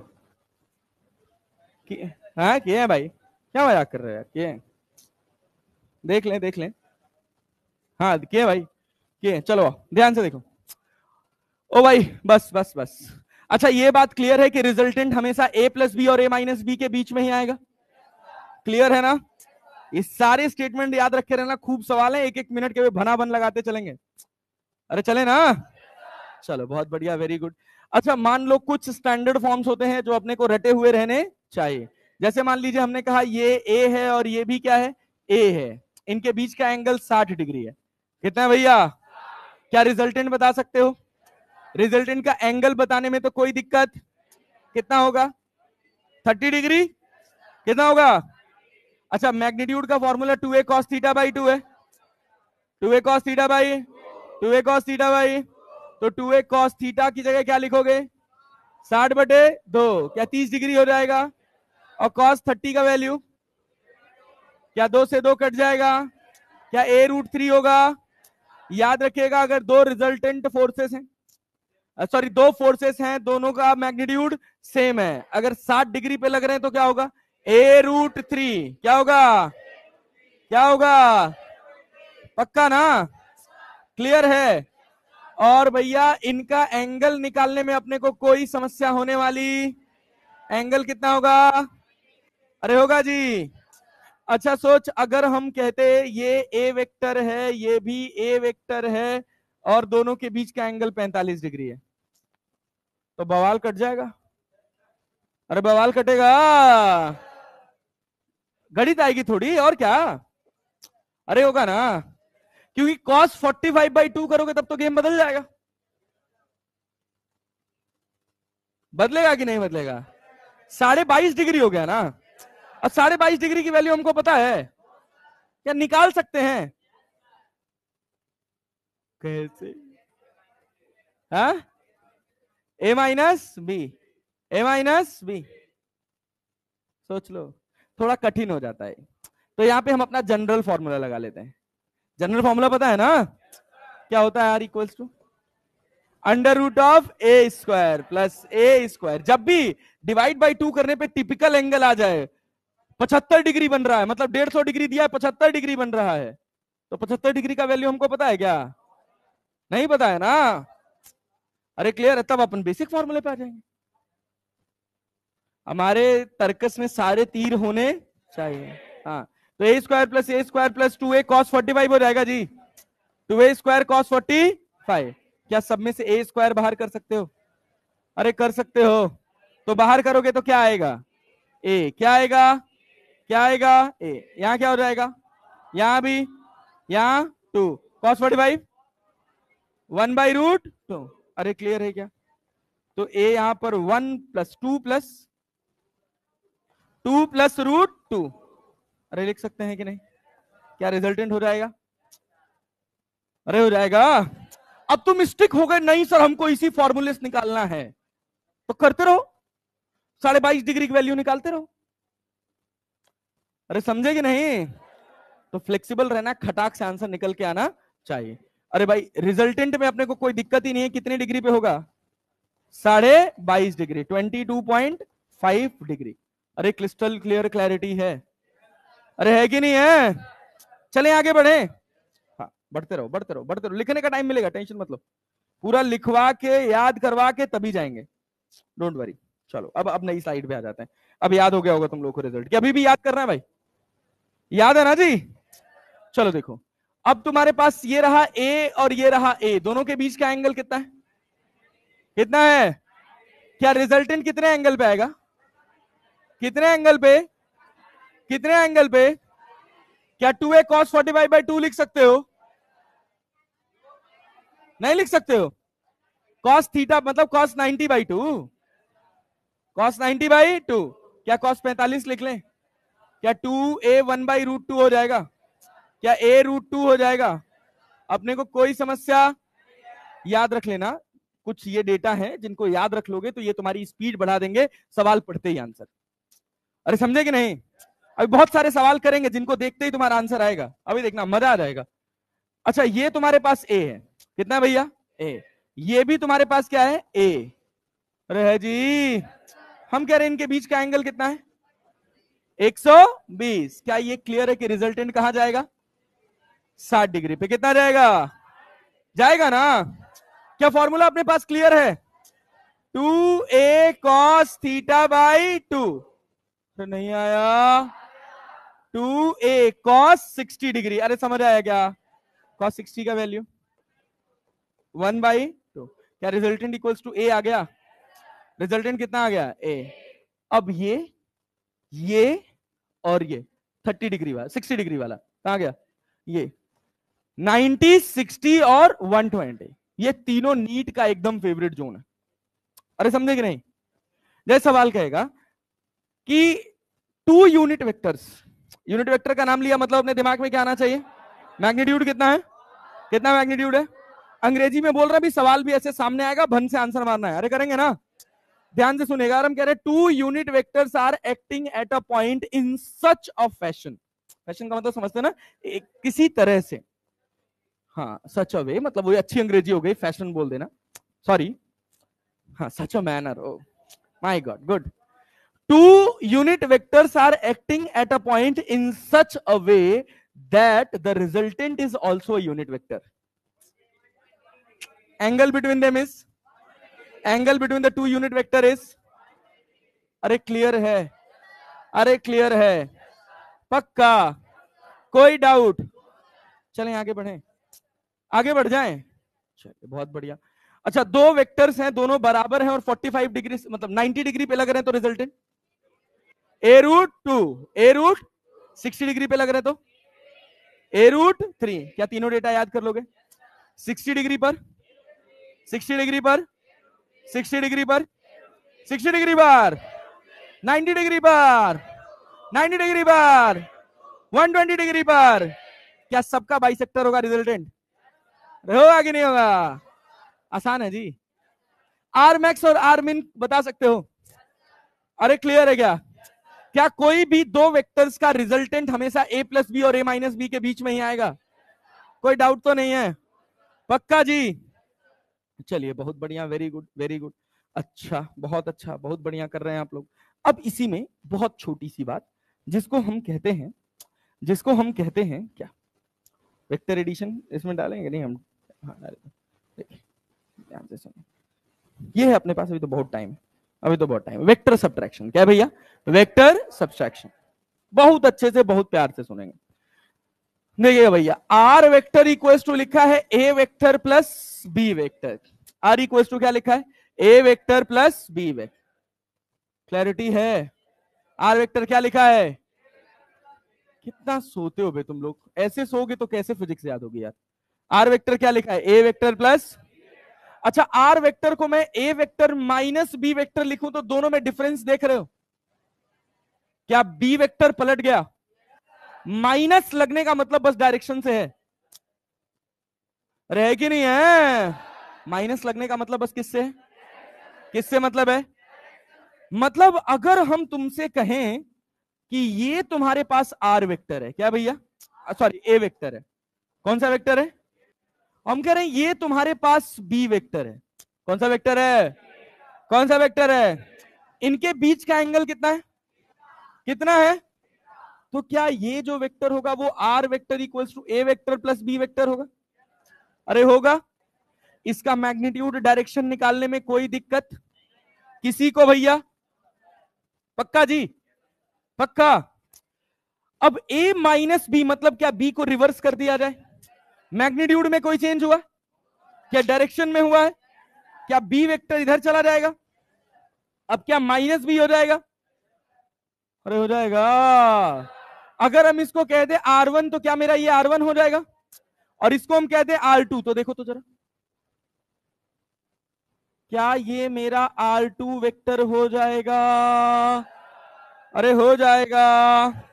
क्या ये एंगल 180 माइनस थीटा हो जाएगा? अरे नहीं आया। अब तू जब R2 रिजल्टेंट निकालेगा तो थीटा की जगह थीटा लिखेगा कि 180 minus theta, 180 minus, 180 minus theta कौन से क्वाड्रेंट में? किसमें? सेकंड में। कॉस पॉजिटिव की नेगेटिव? पॉजिटिव की नेगेटिव? पॉजिटिव की नेगेटिव। तो जब R2 अपन लिखेंगे, R2 का जब मैग्नीट्यूड निकालेंगे तो क्या लिखेंगे? A square plus B square plus 2ab cos 180 minus theta, cos 180 minus theta minus sine theta. अबे 180 डिग्री से कॉस कन्वर्ट 90 और 270 से होता है ना, तो क्या अपन A square plus B square minus 2ab cos theta लिखेंगे जी? लिखेंगे जी। tan अल्फा लिखने में अपने को कोई समस्या होनी? अरे क्लियर है भैया? अरे क्लियर है क्या? सोच सोच सोच सोच, ध्यान से सुनना। क्या ये अल्फा हो गया? अल्फा किससे जुड़ा है? ए से कि बी से? ए से कि बी से? क्या ए को ऐसे लिख दें? बचा क्या? प्लस बी की माइनस बी, प्लस बी की माइनस बी। कितने कंपोनेंट? एक साइन और एक, एक साइन और एक। ऊपर क्या आएगा? B sine 180 minus theta. अरे नहीं आया, अरे आया जी, आसान है, कोई खास बात नहीं आया, पक्का। क्या प्लस बी लिखिएगा, कॉस 180 माइनस, कॉस 180 माइनस, अरे क्लियर है। तो टेन अल्फा क्या होगा, साइन 180 माइनस थीटा कौन से क्वाड्रेंट में, फर्स्ट सेकेंड, साइन सेकेंड में पॉजिटिव की नेगेटिव, पॉजिटिव की नेगेटिव, पॉजिटिव की नेगेटिव। क्या बी साइन थीटा लिख सकते हैं, क्या ए माइनस बी कॉस थीटा लिख सकते हैं, कोई समस्या वाली बात, पक्का जी, कोई डाउट, पक्का। चल बहुत बढ़िया, अब यहां से थोड़ा एक और अच्छा उड़ता हुआ जादू आएगा, करें, आसान है। सोच सोच, अगर अपन कर रहे हैं रिजल्टेंट वेक्टर इक्वल्स टू, बहुत ध्यान से सुनिएगा, A vector minus B vector, A vector minus mod of A vector equals to mod of B vector equals to A, mod of A vector plus mod of B vector equals to A. तो क्या मैं resultant equals to 0 लिख दूं, रे मालिक, केवल magnitude बराबर है, डायरेक्शन, अरे समझ आया क्या, पल्ले पड़ा, क्या रिजल्टेंट निकाल सकते हो, अरे निकाल सकते हो, मेरे साथ करेंगे, जो तुम कहोगे वही लिखूंगा मैं। अरे चले आगे बढ़े, सोने लग जाते हो यार तुम लोग, इतना बढ़िया पढ़ा रहा हूं यार, अच्छा नहीं पढ़ा रहा हूं क्या मैं, उसके बाद सो रहे हो यार तुम लोग यार, भौकाल। चल भाई देख, अरे भाई भाई भाई भाई भाई भाई भाई, भाई बस बस बस बस बस बस, बहुत तारीफ कर ली। 720 में 720 आएगा, 180 में 180 आएगा, तब मानेंगे हाँ हम कुछ किए। ये ए है, एनटीए, एनटीए की औकात क्या है यार, तुमको इतना ले आने से रोक दे, गारंटी है बोले हो क्या, क्या बोले हो, एनटीए, बे छोड़ो। हाँ भाई, हाँ हाँ, क्या कह रहा, अबे चल यार बकवास नहीं, पढ़ाई की बात करते हैं यार, बिना मतलब बकवास जोक मारते हो यार, अच्छे जोक मारा करो।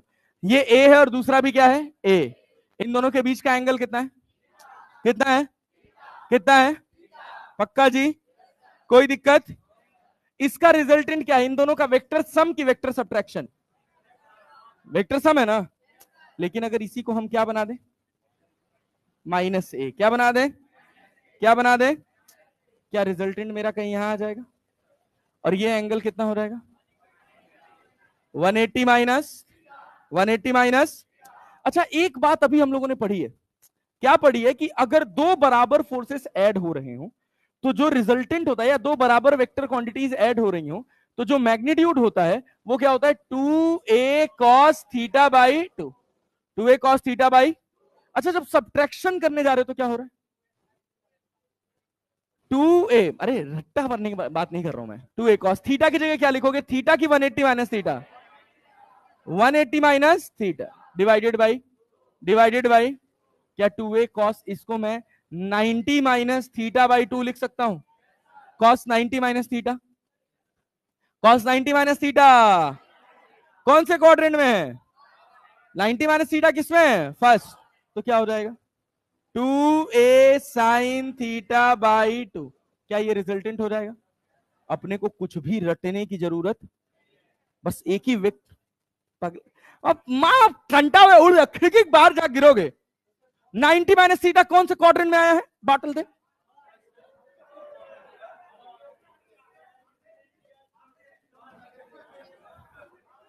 मार मार मार,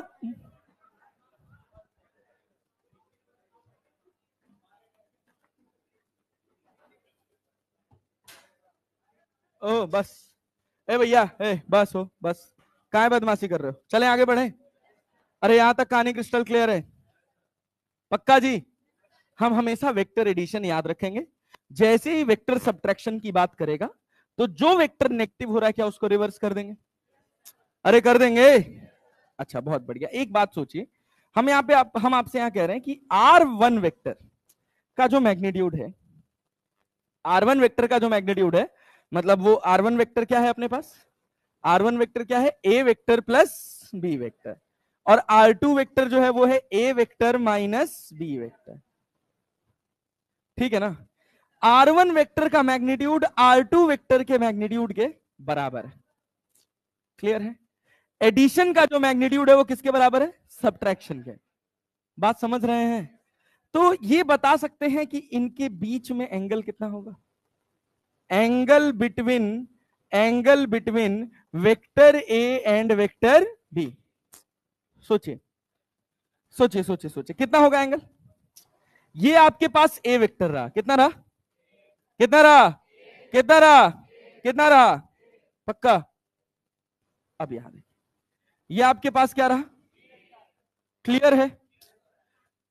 अब यहां ध्यान से देखिए, क्या इनका जो रिजल्टेंट आया है वो कितना आया है, कहीं यहां आया है आर इक्वल्स टू, और इसको अगर हम लिखें तो कैसे लिख सकते हैं, A square plus B square, magnitude लिख दें डायरेक्टली, क्या हो गया, यहां पे स्क्वायर लगा लो, R square equals to A square plus B square. अगर हम इस बी को ऐसे नीचे कर दें तो या ए और बी तो सेम ही है, यहां एंगल कितना था, यहां भी एंगल कितना है, क्या माइनस बी है। नेगेटिव साइन का मैग्नीट्यूड से कोई लेना देना है, नेगेटिव का मैग्नीट्यूड से कोई लेना देना, क्या डायरेक्शन से लेना देना है। ऊपर कितना एंगल था, नीचे भी कितना है, क्या दोनों से रिजल्टेंट सेम आएगा, अरे आएगा कि नहीं आएगा, अरे आएगा, ए स्क्वायर प्लस बी स्क्वायर, पल्ले पड़ा, नहीं आया, नहीं आया, आया, आया, झूठ बोल रहे हो। यही एक कंडीशन है जहां पर यह संभव है। इसके अलावा सोचो, अगर यहां थीटा 60 डिग्री होगा तो क्या है 120 हो जाएगा। हाँ भाई, अरे यार ए, ये देखो ना, magnitude formula A square plus B square plus 2ab cos theta है, अरे है कि नहीं है ना, पक्का।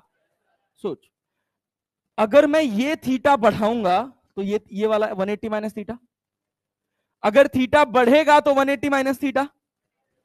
इतना टाइम लग रहा है यार बोलने में, बहुत ही वाहियात रिस्पॉन्स कर रहे हो यार तुम लोग। सोचो ना, अगर मैं ये थीटा बढ़ाऊंगा, अरे भाई थीटा बढ़ाओगे तो ऑब्वियस सी बात है 180 माइनस थीटा, बढ़ेगा कि घटेगा, बढ़ेगा घटेगा, बढ़ेगा घटेगा, क्लियर है ना। बराबर की सिचुएशन कब है, कब है, कब है, क्लियर है ना। अब फॉर्मूला है, एडिशन वाले में फॉर्मूला है, दिमाग में सोचना, A square plus B square plus 2ab cos, subtraction वाले में क्या है, A square plus B square minus 2ab cos theta. अरे बात समझ रहे हैं।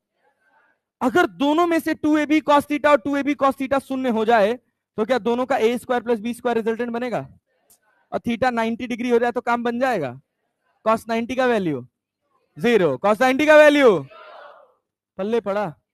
वैसे बहुत बेसिक सी बात है कि अगर ये ए है और ये बी है, एंगल 90 डिग्री है तो ये कितना होगा, ए स्क्वायर प्लस ये ए है और ये माइनस बी है, अगर एंगल 90 डिग्री है तब भी क्या होगा, A square plus B square, A square plus, पक्का क्लियर है, क्लियर है।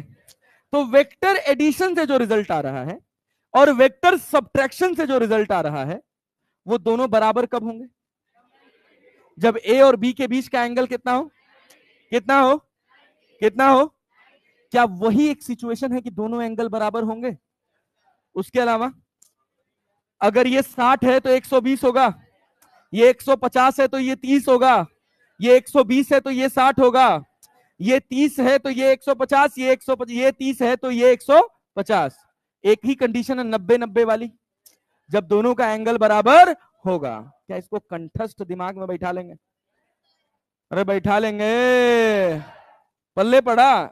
चलिए एक बार मेरे साथ जितना अभी तक हम पढ़े हैं वो सब रिवाइज करेंगे, फिर उसके बाद हम आगे की बात करेंगे। अभी देखना सवाल कैसे लगेंगे आपसे। वेक्टर एडिशन की बात करी जाए, दो वेक्टर्स हैं, ध्यान से बोलेंगे, अरे बोलेंगे ना सब यार, सब यही क्लास में याद करके यही खत्म करके यही सवाल लगा के घर जाएंगे, अरे जाएंगे ना। दो वेक्टर्स हैं, ए वेक्टर और दोनों के बीच का एंगल थीटा, दोनों के बीच का एंगल, क्या रिजल्टेंट बता सकते हो। रिजल्टेंट में दो बातें इंपॉर्टेंट है, मैग्नीट्यूड और मैग्नीट्यूड बता सकते हैं, R square equals to A square plus B square plus 2ab cos. कोई दिक्कत कोई परेशानी? पक्का है जी? क्या tan अल्फा लिख सकते हैं? अल्फा जुड़ा है ए से, अल्फा जुड़ा है। क्या सीधी लाइन खींचोगे? पहले सब सीधे बैठ जाओ, कोई टेक लेके नहीं बैठेगा। चलो चलो भाई, सीधे बैठो, सीधे बैठो फटाफट, एकदम मौज में बैठे वो सुस्त बन के। अरे क्लियर है जी भाई? अपने पास दो वेक्टर्स हैं, वेक्टर ए और वेक्टर बी। अल्फा जुड़ा है वेक्टर ए से। Alpha is the angle between resultant and vector A. अरे क्लियर है क्या? क्या tan अल्फा लिख सकते हो? क्या tan अल्फा लिख सकते हो? क्या सीधी लाइन खींचेंगे? अल्फा किससे जुड़ा है? क्या ए को डिनोमिनेटर में लिख देंगे? बचा क्या? बी। कितने कंपोनेंट? एक साइन और एक, क्या बी साइन थीटा अपॉन क्या प्लस बी कॉस थीटा हो जाएगा? कोई दिक्कत कोई परेशानी? पक्का है जी? क्या जो रिजल्टेंट वेक्टर आएगा वो ए और बी के प्लेन में होगा? क्या रिजल्टेंट की वैल्यू ए प्लस बी से ए माइनस बी के बीच में लाई करेगी? यस या नो में जवाब देंगे। क्लियर है जी? कोई जबरदस्ती हाँ तो नहीं बोल रहा भाई, मैं फेंक के मार रहा, मैंने इतना घटिया अवेयरनेस लेवल है तेरा, तब से मैं पढ़वाया जा रहा हूं, बुलवाए जा रहा हूं, बुलवाए जा रहा हूं, बोल नहीं रहा, जमाई फाड़े जा रहा है। थोड़ा इंटरेस्ट तो दिखा यार। मैं तुझे मेडिकल कॉलेज थोड़ी पहुंचा दूंगा, तुझे खुद ही जाना पड़ेगा ना। लंबी लंबी जमाई फाड़ रहा है, मैं यहां खड़े होकर पढ़ाऊं, पूरा समुद्र सोख रहा हूं अपने अंदर, तेरा मन लगेगा पढ़ने में? नहीं एनर्जी डालता, चुपचाप आता, बोल के चल। अबे तुम लोग तरुण सर की क्लास में सो जाते होगे तुम लोग।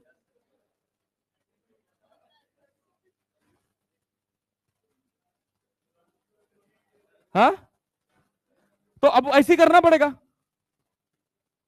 ऐसे ही करना पड़ेगा ना सोने देने के लिए। खड़ा करके पीछे भेजो, फिर पता चला 5 लोग पीछे खड़े हैं वहां पे। चलो हाँ भाई, ये बात क्लियर है कि जो रिजल्टेंट आएगा वो ए और बी के प्लेन में आएगा, और रिजल्टेंट की वैल्यू ए प्लस बी और ए माइनस बी के बीच में हिलाई करेगी। अरे क्लियर है जी? पक्का? अगर दो वेक्टर्स बराबर हैं, अगर दो वेक्टर्स बराबर हैं, वेक्टर ए और वेक्टर बी, दोनों का मैग्नीट्यूड ए है, दोनों का मैग्नीट्यूड क्या है? दोनों का मैग्नीट्यूड क्या है? क्या रिजल्टेंट पे बात कर सकते हैं? फॉर्मूला क्या होगा? 2a cos थीटा बाई, क्या याद रखना कठिन है? Yes sir, 2a cos theta by. अरे क्लियर है क्या? अच्छा एंगल, क्या जो रिजल्टेंट का एंगल होगा बाइसेक्टर होगा, रिजल्टेंट का एंगल। क्लियर है क्या? अच्छा कुछ डेटा है जो याद रहेगा, अगर थीटा 60 डिग्री है तो रिजल्टेंट ए रूट, ए रूट, ए रूट 90 डिग्री है तो, 90 डिग्री है तो, क्लियर है क्या? 120 डिग्री है तो, पक्का भाई? कोई समस्या? अच्छा वेक्टर सब्ट्रैक्शन की बात कर लें तो क्या जो अपने पास प्लस बी है उसको माइनस बी कर देते हैं? पक्का जी? क्लियर है? क्या फॉर्मूले में जहां थीटा था वहां 180 माइनस थीटा हो जाएगा? क्या रिजल्टेंट का formula A square plus B square minus 2ab cos theta, 2ab cos। अरे क्लियर है क्या? क्या अपन बेसिक से चिपके हुए हैं कि नहीं? जस्ट अगर हम डायरेक्शन रिवर्स कर दे रहे हैं सब्ट्रैक्शन में तो क्या फिर वो वेक्टर एडिशन की तरह हो गया? बस जो थीटा था वो क्या हो गया? 180 माइनस। वेक्टर सब्ट्रैक्शन अलग से कोई हुआ नहीं है। अरे इस माइनस का कोई मतलब है क्या? नहीं है, है बस किससे रिलेटेड है? किससे रिलेटेड है? अरे क्लियर है क्या? अच्छा सोच, अगर मैं एक रिजल्ट निकालूं ए वेक्टर और बी वेक्टर का, ए वेक्टर और ये एंगल है 180 माइनस थीटा, ये एंगल कितना है? 180 माइनस। अरे बात समझ आ रहा है? और एक मैं रिजल्ट निकाल रहा हूं ए वेक्टर और माइनस बी वेक्टर का, और ये भी एंगल कितना है? 180 माइनस थीटा। क्या दोनों के रिजल्टेंट में कोई फर्क आएगा? आएगा? कहां आएगा?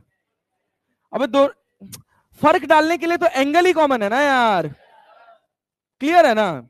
यहां फर्क क्यों आया है? क्योंकि यहां पे एंगल कितना है, यहां कितना है, और समझ आया ना? तभी यहां tan अल्फा क्या बन गया? a minus B cos theta. समझे कि नहीं? पक्का है जी? वेक्टर सब्ट्रैक्शन में कोई दिक्कत होनी नहीं चाहिए। कॉन्सेप्ट को फील करो, रटोगे तो मामला गड़बड़ाएगा। अरे समझे कि नहीं? पक्का है जी? तुम वेक्टर सब्ट्रैक्शन को वेक्टर एडिशन की तरह ट्रीट करो, वेक्टर सब्ट्रैक्शन समझो ही मत। अरे समझे कि नहीं? अब जैसे मान लो हम कह रहे हैं एक ए वेक्टर है और दूसरा बी वेक्टर है, सोच समझ के आंसर करना।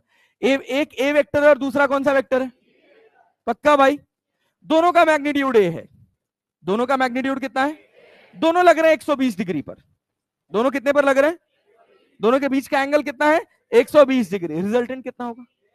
रिजल्टेंट कितना होगा? कितना होगा? कितना होगा? हमने ऐड किया है ना।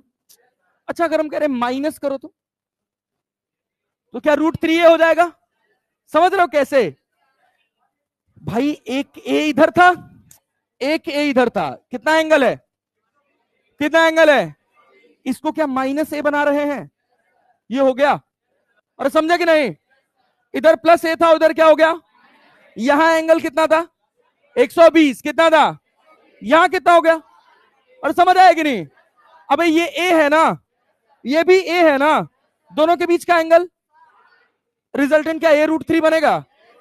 क्या वेक्टर एडिशन, क्या वेक्टर सब्ट्रैक्शन। अरे समझे कि नहीं? वेक्टर आइडेंटिफाई करो, दोनों के बीच का एंगल आइडेंटिफाई करो, सॉर्टेड। अरे समझे भैया? पल्ले पड़ा, कोई कष्ट वाली बात? चलो बहुत अच्छा, बहुत बढ़िया सीखे हो तुम लोग। आओ अब जरा सवाल बनाते हैं। अच्छा एक और बात, एक छोटी सी बात और बतानी, एक छोटी सी और इंपॉर्टेंट बात ये बतानी है। क्या बतानी है? चलो देखो, कि अगर मान लो हम तुमसे कहें कि ये तुम्हारे पास ए वेक्टर है, क्या वेक्टर है? ये तुम्हारे पास बी वेक्टर है, कौन सा वेक्टर है? कौन सा वेक्टर है? ये क्या रिजल्टेंट वेक्टर है? अरे है कि नहीं है? तो तुम लिखते हो A vector plus B vector equals to, अरे लिखते हो जी, लिखते हो जी। अच्छा अगर ऐसी बात करो, ए वेक्टर प्लस बी वेक्टर और आर को इधर ले आओ तो क्या -r वेक्टर हो जाएगा? अरे होगा। और ये किसके बराबर? किसके बराबर? किसके बराबर? अबे ये +r वेक्टर था ना, अरे था कि नहीं? क्या -r जस्ट इसका ऑपोजिट होगा? अरे समझ रहे हो कि नहीं? नहीं आया? नहीं आया? आया जी? पक्का भाई? क्या -r को अगर मान लो मैंने लिखा सी वेक्टर, क्या लिखा? क्या लिखा? क्या इसको मैं ऐसे लिख सकता हूं, A vector plus B vector plus C vector equals to, अरे आया कि नहीं? अरे आया कि नहीं? क्या ये साइक्लिक वेक्टर है?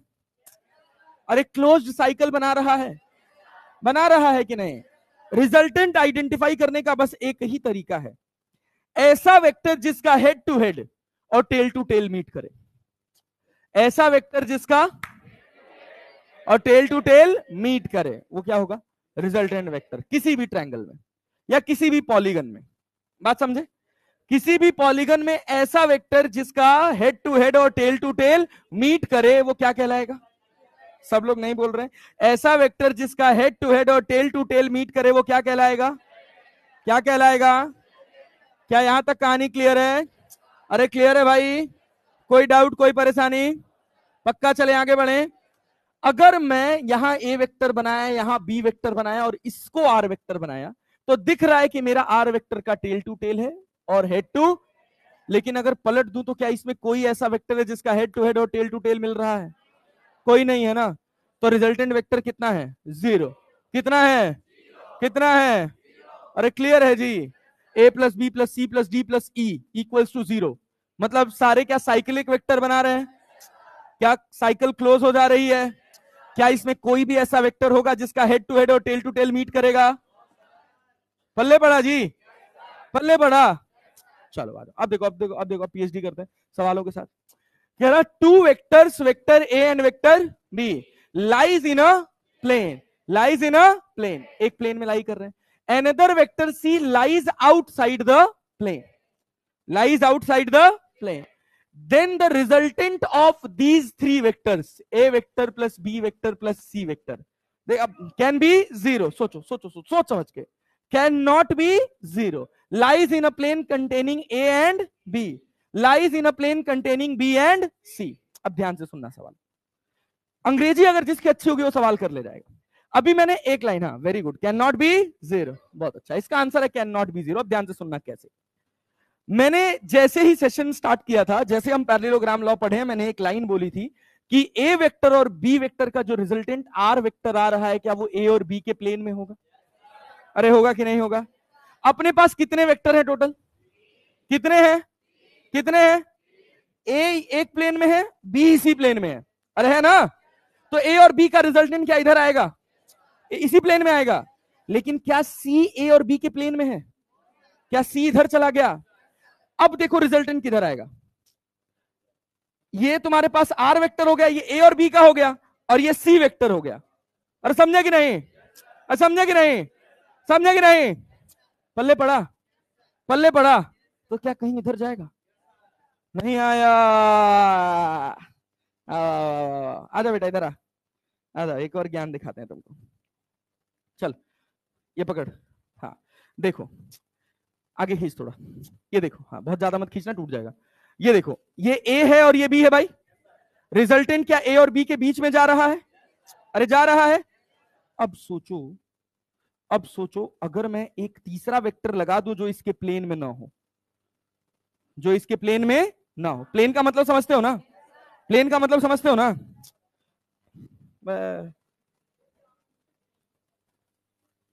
यही फीलिंग है, अगर ये उतर गई ना तो ये जीवन भर काम आएगी, ये हमेशा साथ रहेगी। चल आजा, पकड़ दे। देखो इसको इधर इधर ऐसे अपने हाथ से पकड़ो। चलो आ जाओ, देखो ये है। अब देखो, अब यहां देखो, अगर केवल ये, बहुत ज्यादा मत खींचना, थोड़ा आगे हो जाए बेटा, थोड़ा आगे हो जाए। हाँ अब देखो, ये तुम्हारे पास सी दिख रहा है। अब इसके रिजल्ट को फील करना, इधर जा रहा है कहीं? अरे दिख रहा है ना? जानते हो कैसे जा रहा है? पहले ए और बी था, रुके रहो, पहले ए और बी था तो रिजल्ट इधर जा रहा था। ए और बी का रिजल्ट ये हो गया, मतलब ए और बी अब गायब होके, ए और बी गायब होके मान लो आर वेक्टर ऐसे बना लिए, ऐसे बना लिए। अरे क्लियर है? और सी वेक्टर क्या बाहर की तरफ था, तो क्या इधर जाएगा? क्या ये कभी जीरो पॉसिबल है? अरे बात समझे कि नहीं? अगर वेक्टर, बैठ जा बेटा, अगर वेक्टर में दो वेक्टर्स लगे हैं और दोनों अलग अलग प्लेन में हैं, दो वेक्टर्स है दोनों अलग अलग प्लेन में है, तो उनका रिजल्टेंट कभी जीरो पॉसिबल? अरे है क्या? पक्का भाई? ये बात क्लियर है ना? तो आंसर क्या हो जाएगा? Can not be zero, can not be. बस वही पहली लाइन ध्यान से सुननी थी। क्या था पहला लाइन? कि दो वेक्टर्स का जो सम होगा वो क्या उन्हीं दोनों वेक्टर के प्लेन में आएगा? ये ए वेक्टर, ये बी वेक्टर, क्या इनका रिजल्टेंट इधर आएगा? मतलब रिजल्टेंट का मतलब है कि अब इन दोनों को खत्म कर दो, इन दोनों का इफेक्ट ये रहा। अरे समझे कि नहीं? और तीसरा वेक्टर इधर है ना भाई? अरे है कि नहीं है? है कि नहीं है? क्या ये जीरो कर पाएगा कभी? सोचो। अच्छा अब एक बात और, यही ध्यान से सुनना, सीखने वाली बात। ये ए है, क्या है? ये क्या है? क्या है? अच्छा, ए और बी का रिजल्टेंट आर इधर आ रहा था, आ रहा था। और अगर मैं सी इधर ही लगा दूं तो? सी को अगर मैं आर के बराबर लगा दूं और उसके ऑपोजिट लगा दूं तो क्या नेट नेट रिजल्टेंट जीरो हो जाएगा? अरे समझे कि नहीं? अगर यही कहता two vectors A and B lie in a plane, another vector c lie in the same plane, then the resultant of these three vector a vector plus c vector can be, may be zero, may not be zero. अब c जरूरी तो नहीं कि पीछे ही लगे, support भी कर सकता है। अरे समझे कि नहीं?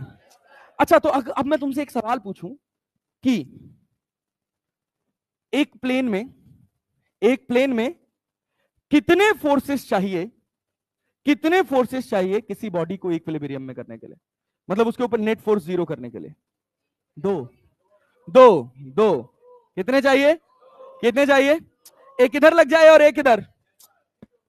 अरे लग जाएगा क्या? अरे लग जाएगा क्या? अब हम कह रहे हैं कि दो फोर्सेस हैं जो थीटा एंगल पर लग रहे हैं, दो फोर्सेस हैं जो कितने एंगल पर लग रहे हैं, तो क्या अपने को तीसरा एक फोर्स चाहिए होगा अगर हम रिजल्टेंट जीरो करना चाहते हैं तो? क्योंकि ए और बी का जो रिजल्टेंट निकल के आएगा, क्या सी उसको बैलेंस करना चाहिए? आसान है ना? चलो अगले सवाल पे आते हैं। अगला सवाल देखो, ये कह रहा है, देखो, the resultant of A and B makes an angle alpha with vector A and beta with vector B, then then सोचो, अभी अभी पढ़ाया हूं, रबड़ से पूरा इलास्टिक समझाया हूं, सोचो। कौन सा होगा? जिधर का फोर्स बड़ा होगा रिजल्टेंट उसकी तरफ झुका होगा। जिधर का फोर्स बड़ा होगा रिजल्ट उधर झुका होगा। अरे समझे कि नहीं? अरे समझे कि नहीं? अब जैसे मान लो इधर 10 है और इधर 5 है, तो रिजल्टेंट कहां आएगा भैया? रिजल्टेंट इधर इसकी तरफ झुका हुआ होगा ना। ये अल्फा ये बीटा, तो तुम्हारे हिसाब से alpha is less than beta होना चाहिए ना। कोई डाउट है क्या इसमें? तो सही आंसर क्या होगा? सही आंसर, सब लोग नहीं बोल रहे हो यार। अबे नहीं आ रहा है क्या? आ रहा है। अब बहुत सिंपल सी बात है यार, जो फोर्स बड़ा होगा रिजल्टेंट उसी की तरफ झुका होगा, और अगर उसकी तरफ झुका होगा तो एंगल कम होगा। बहुत ही घटिया रिस्पांस। मैं सोचा था कि तुम लोग ढंग से सवाल लगाओगे यार, लेकिन तुम लोग बहुत वाहियात तरह सवाल लगा रहे हो। चलो थोड़ा एनर्जी के साथ लगाओ यार, मुझे भी अच्छा लगना चाहिए। टू वेक्टर्स, सुनो सुनो सुनो सुनो सुनो, ये देखो। Two vectors vector A and vector B are such that A vector plus B vector equals to, और A square plus B square equals to, which of the following statement is correct?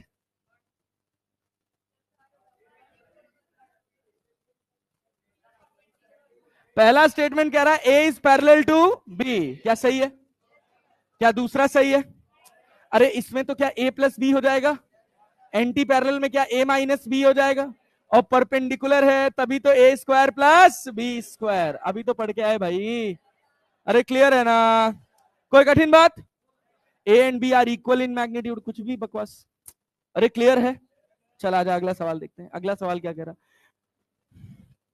बताओ फटाफट। The minimum number of vectors of equal magnitude required to produce zero resultant, कितना भैया? कितना? कितना? अरे एक इधर लग जाए और एक इधर लग जाए, बात बन जाएगी। अरे बन जाएगी। दोनों बराबर हैं। दोनों कैसे हैं? क्या अगर अनइक्वल हो तो पॉसिबल होगा? तब कितने चाहिए होंगे? How many minimum number of coplanar vector having different magnitude can be added to give zero resultant? कितना? कितना? अरे क्लियर है ना? पक्का भाई? नहीं आ रहा है? अरे भाई ए इधर लगा, बी इधर लगा, इसका जो कहीं रिजल्ट बना क्या वो सी बैलेंस करेगा?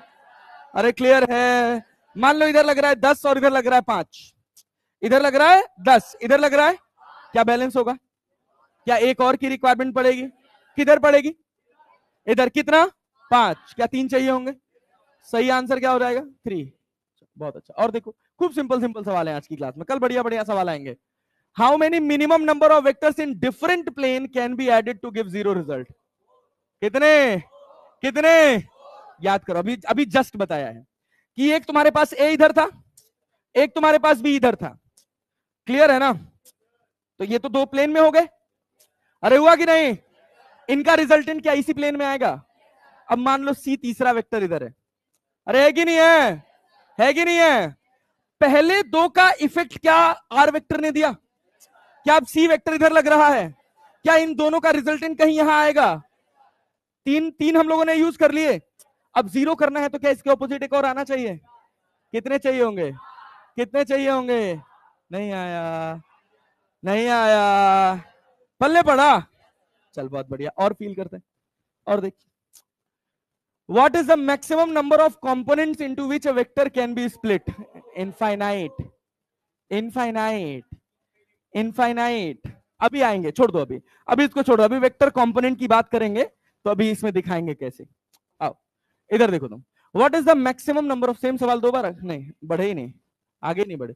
What is the maximum number of, अच्छा रेक्टेंगुलर कंपोनेंट, अभी ये दो सवाल बात के लिए, ये दो सवाल बात के लिए। चलो इधर आओ। The vector sum of force 10 Newton and 6 Newton can be, सोचो, इन दोनों का जो रिजल्ट है 10 और 6 का, वो 16 से लेके किसके बीच में लाई करेगा? अरे करेगा ना? कौन सा आंसर? कौन सा? अभी बताए ना। ऑप्शन नंबर 2, क्या 8 न्यूटन होगा? अभी बताए ना कि अगर दो वेक्टर क्वांटिटीज हैं तो उनका जो रिजल्टेंट होगा वो ए प्लस बी और ए माइनस बी के बीच में होगा, तो ए प्लस बी और ए माइनस बी के बीच में एक ही 8 न्यूटन। अरे है कि नहीं है? चलो और बताओ, ये बताओ, vector sum of two forces of 10 Newton and 6 Newton can not be. 10 6 16, 10 6 16 और 10 में से 6 जाएगा 4, कौन सा होगा? कौन सा होगा? कौन सा होगा? कौन सा होगा? क्लियर है ना? आसान है ना? चल और बता। Which of the following pair of force will never give a resultant of 2 Newton? 4, clear है ना? पहला दे सकता है 2 2 4, 2 में से 2 जाएगा 0, क्या 0 से लेके 4 के बीच में आएगा? 1 1 2, 1 में से 1 गया, क्या 0 से 2 के बीच में आएगा? 3 1 4, 3 में से 1 गया, क्या 2 और 4, होश में रहे थोड़ा। 4 1 4 1, 4 में से 1 गया 2, क्लियर है ना? क्या ये 2 न्यूटन कभी बना पाएगा? तो आंसर क्या हो जाएगा? 4। अरे क्लियर है? क्लियर है? चलिए बता। What happens when we multiply a vector by -2? Direction remains same? Direction option 2, direction reverse and magnitude is double. अरे बहुत बढ़िया जा रहे हो तुम लोग। अरे क्लियर है? पक्का जी? चलिए बहुत अच्छा। अगला सवाल देखिए। 6 vector A through F have the magnitude and direction indicated in figure. Which of the following statement is true? मतलब कौन सा पॉसिबल है? देखो पहला क्या लिख रहा है? B vector plus E vector equals to F. B vector कहां है? ये रहा। और ई वेक्टर कहां? ये रहा। और एफ वेक्टर कहां? इधर है। क्या बी और ई का रिजल्ट इधर आना चाहिए? क्या ये पॉसिबल है? अच्छा B vector plus C vector, देखो बी वेक्टर इधर आ रहा है और सी वेक्टर इधर जा रहा है। एफ वेक्टर क्या इधर जा रहा है? क्या पॉसिबल है? अरे पॉसिबल है। क्या बी और सी के बीच में ही आएगा ना? चलो ये देखो डी प्लस सी, डी किधर लग रहा है? ऊपर। अरे डी इधर लग रहा है ना, सी इधर लग रहा है ना। अरे भाई एफ पॉसिबल है क्या? क्या चौथा पॉसिबल है? देखना, देख जरा, डी वेक्टर इधर लग रहा है और ई वेक्टर इधर लग रहा है। एफ वेक्टर क्या इधर आ रहा है? क्या चौथा पॉसिबल है? एआईपीएमटी का सवाल है 2016 का, 2015 या 2016 का, अब जब का भी रहा। हाँ अब जब भी हो, 15-16 में ही था, अब मुझे एग्जैक्टली डेट याद नहीं। अब ये देखो एकदम टाइम पास सवाल। A vector plus B vector equals to C, क्या सी रिजल्ट है ए और बी का? अरे है कि नहीं है? सोच समझ के बेटा। ए प्लस बी जोड़ के कितना मिल रहा है? सी। सिंपल जुड़ रहा है, ए प्लस बी इक्वल्स टू सी, तो ए और बी के बीच का एंगल कितना? 0। कितना? अरे ए 2 न्यूटन इधर लगा, बी भी 2 न्यूटन इधर लगा, कितना हुआ? 4। कितना हुआ? तभी तो 2 और 2 4 किए हो ना। हम कह रहे ए इधर 3 बी इधर 2, तो कितना हुआ? कितना हुआ? ए इधर 3 बी इधर 2, क्या 5 लिख लोगे? क्या 3 का स्क्वायर प्लस 2 का स्क्वायर करना पड़ेगा? किसी एंगल पर लगेगा तो क्या 3 का स्क्वायर प्लस 2 का square plus 2 into 3 into cos theta करना पड़ेगा? अरे पूरा पैरेललोग्राम लॉ लगाना पड़ेगा ना। बहुत ही वाहियात रिस्पॉन्स कर रहे हो यार तुम लोग, ऐसे पढ़ोगे यार? चले हाँ और आगे बढ़ो। हाँ भाई तो छोड़ दूं ना पढ़ाऊं? हद है भाई। ये देखो, the resultant of A vector and B vector is r1, a vector and b vector is, on reversing the vector b the resultant becomes r2. what is the value of r1 square plus r2 square? कर सकते हो? अरे कर सकते हो, बढ़िया सवाल है। r1 का स्क्वायर क्या लिखोगे? a1 square plus a2 square, या ए बी है ना, तो क्या होगा? A square plus B square plus 2ab cos theta. अच्छा वेक्टर रिवर्स कर दिए तो r2 स्क्वायर हो गया, तो क्या A square B square minus 2ab cos, क्या r1 प्लस r2 करना है? अरे करना है। क्या इससे ये कट जाएगा? अरे कट जाएगा। क्या 2a square plus B square? अरे नहीं आया, क्या तीसरा आंसर हो जाएगा? आसान है पक्का। चल और देख। Given that p plus q vector, p vector plus q equals to p vector minus q vector, this can be true when, बोलो बोलो बोलो बोलो बोलो भैया, बोलो बोलो, बोलो, 4। गलत है रे गधा। अरे भाई मैग्नीट्यूड बराबर होता है। या खच्चर। ये देखिए तेरा ए वेक्टर है भाई, ये तेरा बी वेक्टर है, इन दोनों का रिजल्ट कितना आएगा? ए स्क्वायर प्लस बी स्क्वायर होगा ना, होगा ना। तो मैग्नीट्यूड हुआ ना भाई ये तो। और माइनस बी वेक्टर की तो मैग्नीट्यूड बराबर है ना, वेक्टर का डायरेक्शन थोड़ी बराबर है यार। यहां मॉड लगा है कहीं? मॉड लगा है कहीं? नहीं। यही नीट में आएगा और फिर परपेंडिकुलर टू क्यू मार्क चले आओगे, मुंह बन जाएगा फिर। पल्ले पड़ा। ध्यान दे पाए सवाल में? अगर 90 डिग्री पर है तो क्या बराबर है? मैग्नीट्यूड। क्या बराबर है? क्या पूरा वेक्टर बराबर है? दो बातें इंपॉर्टेंट है ना, क्या क्या? Magnitude and direction. Magnitude and, यहां क्या बराबर है? क्या बराबर है? लेकिन यहां क्या कह रहा है? पूरा पूरा वेक्टर। तो क्यू क्या होना चाहिए? क्या होना चाहिए? 0। जब तक पेन नहीं चलाना पड़ रहा है तब तक काम बन सकता है अपना। ये देखो, ये देखो, ये क्या कह रहा है? Two vectors of equal magnitude, two vectors of, सब पढ़ ही नहीं रहे हो सवाल यार। Two vectors of have a resultant equal to either of them, then the angle between them is कितना भैया? 120 डिग्री। अरे क्लियर है? क्लियर है? चलो और सवाल देखो, ये क्या कह रहा? ये देखो, ये देखो, अभी बताओ सवाल ये मैं। सुनो, if A vector and B vector are such that A vector plus B vector का जो मैग्नीट्यूड है वो वेक्टर ए और वेक्टर बी के मैग्नीट्यूड के बराबर है, मतलब रिजल्टेंट जो है वो ए और बी के बराबर है, और ए और बी भी बराबर हैं, तो एंगल कितना होगा ए और बी के बीच का? 120। 100। अरे क्लियर है ना? तो अपने को ए प्लस बी पूछ रहा है कि ए माइनस बी? ए माइनस।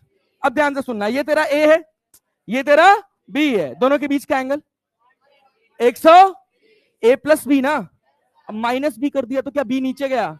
कितना एंगल?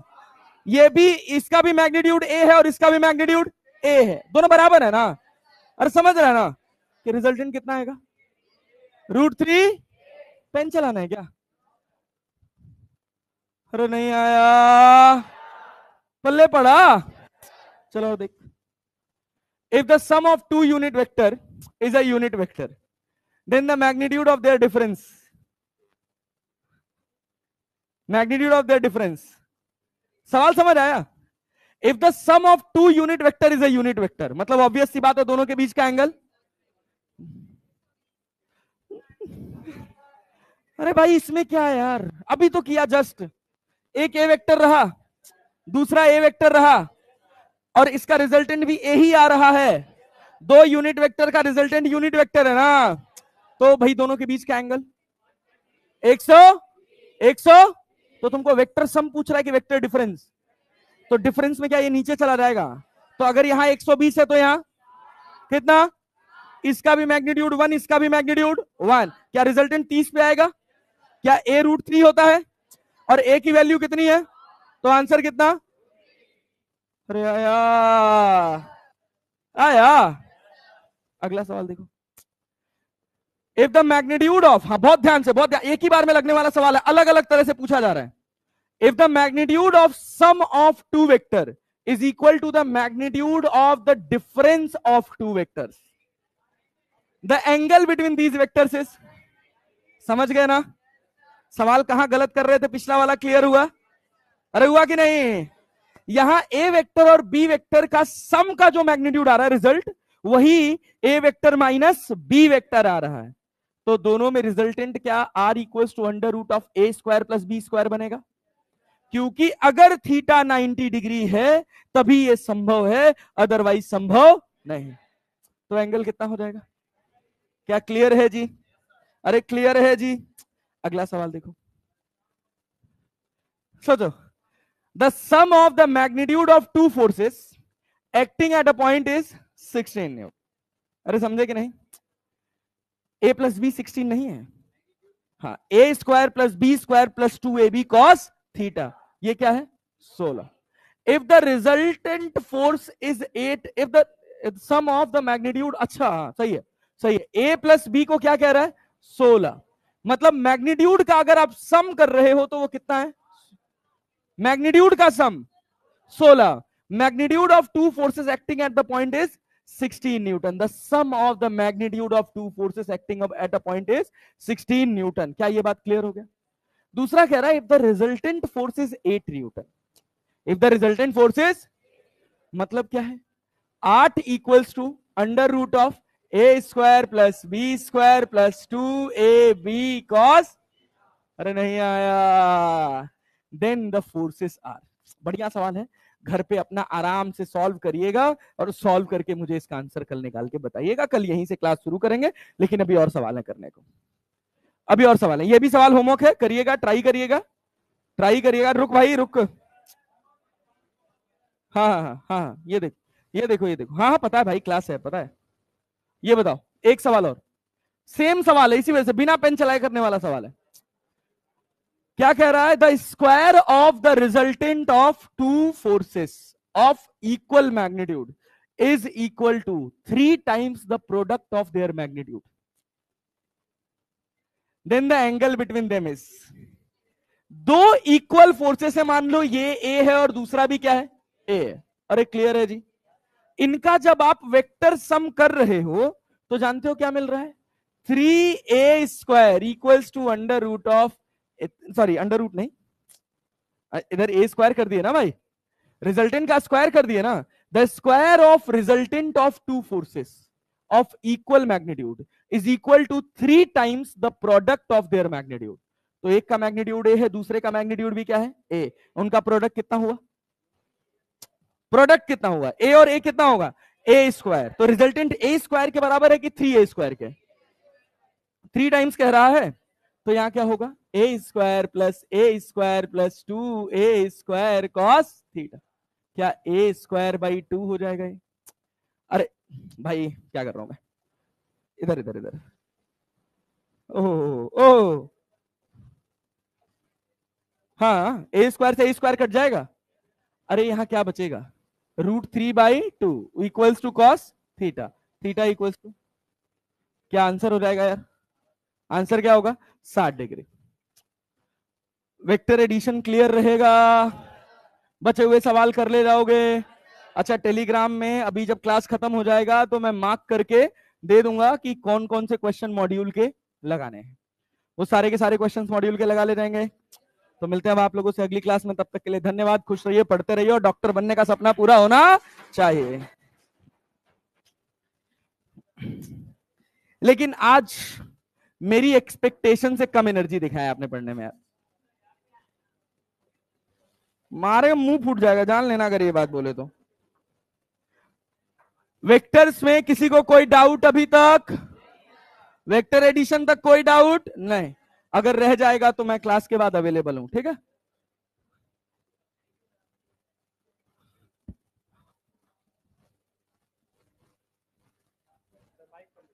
हाँ यार माइक तो दे के जाना है.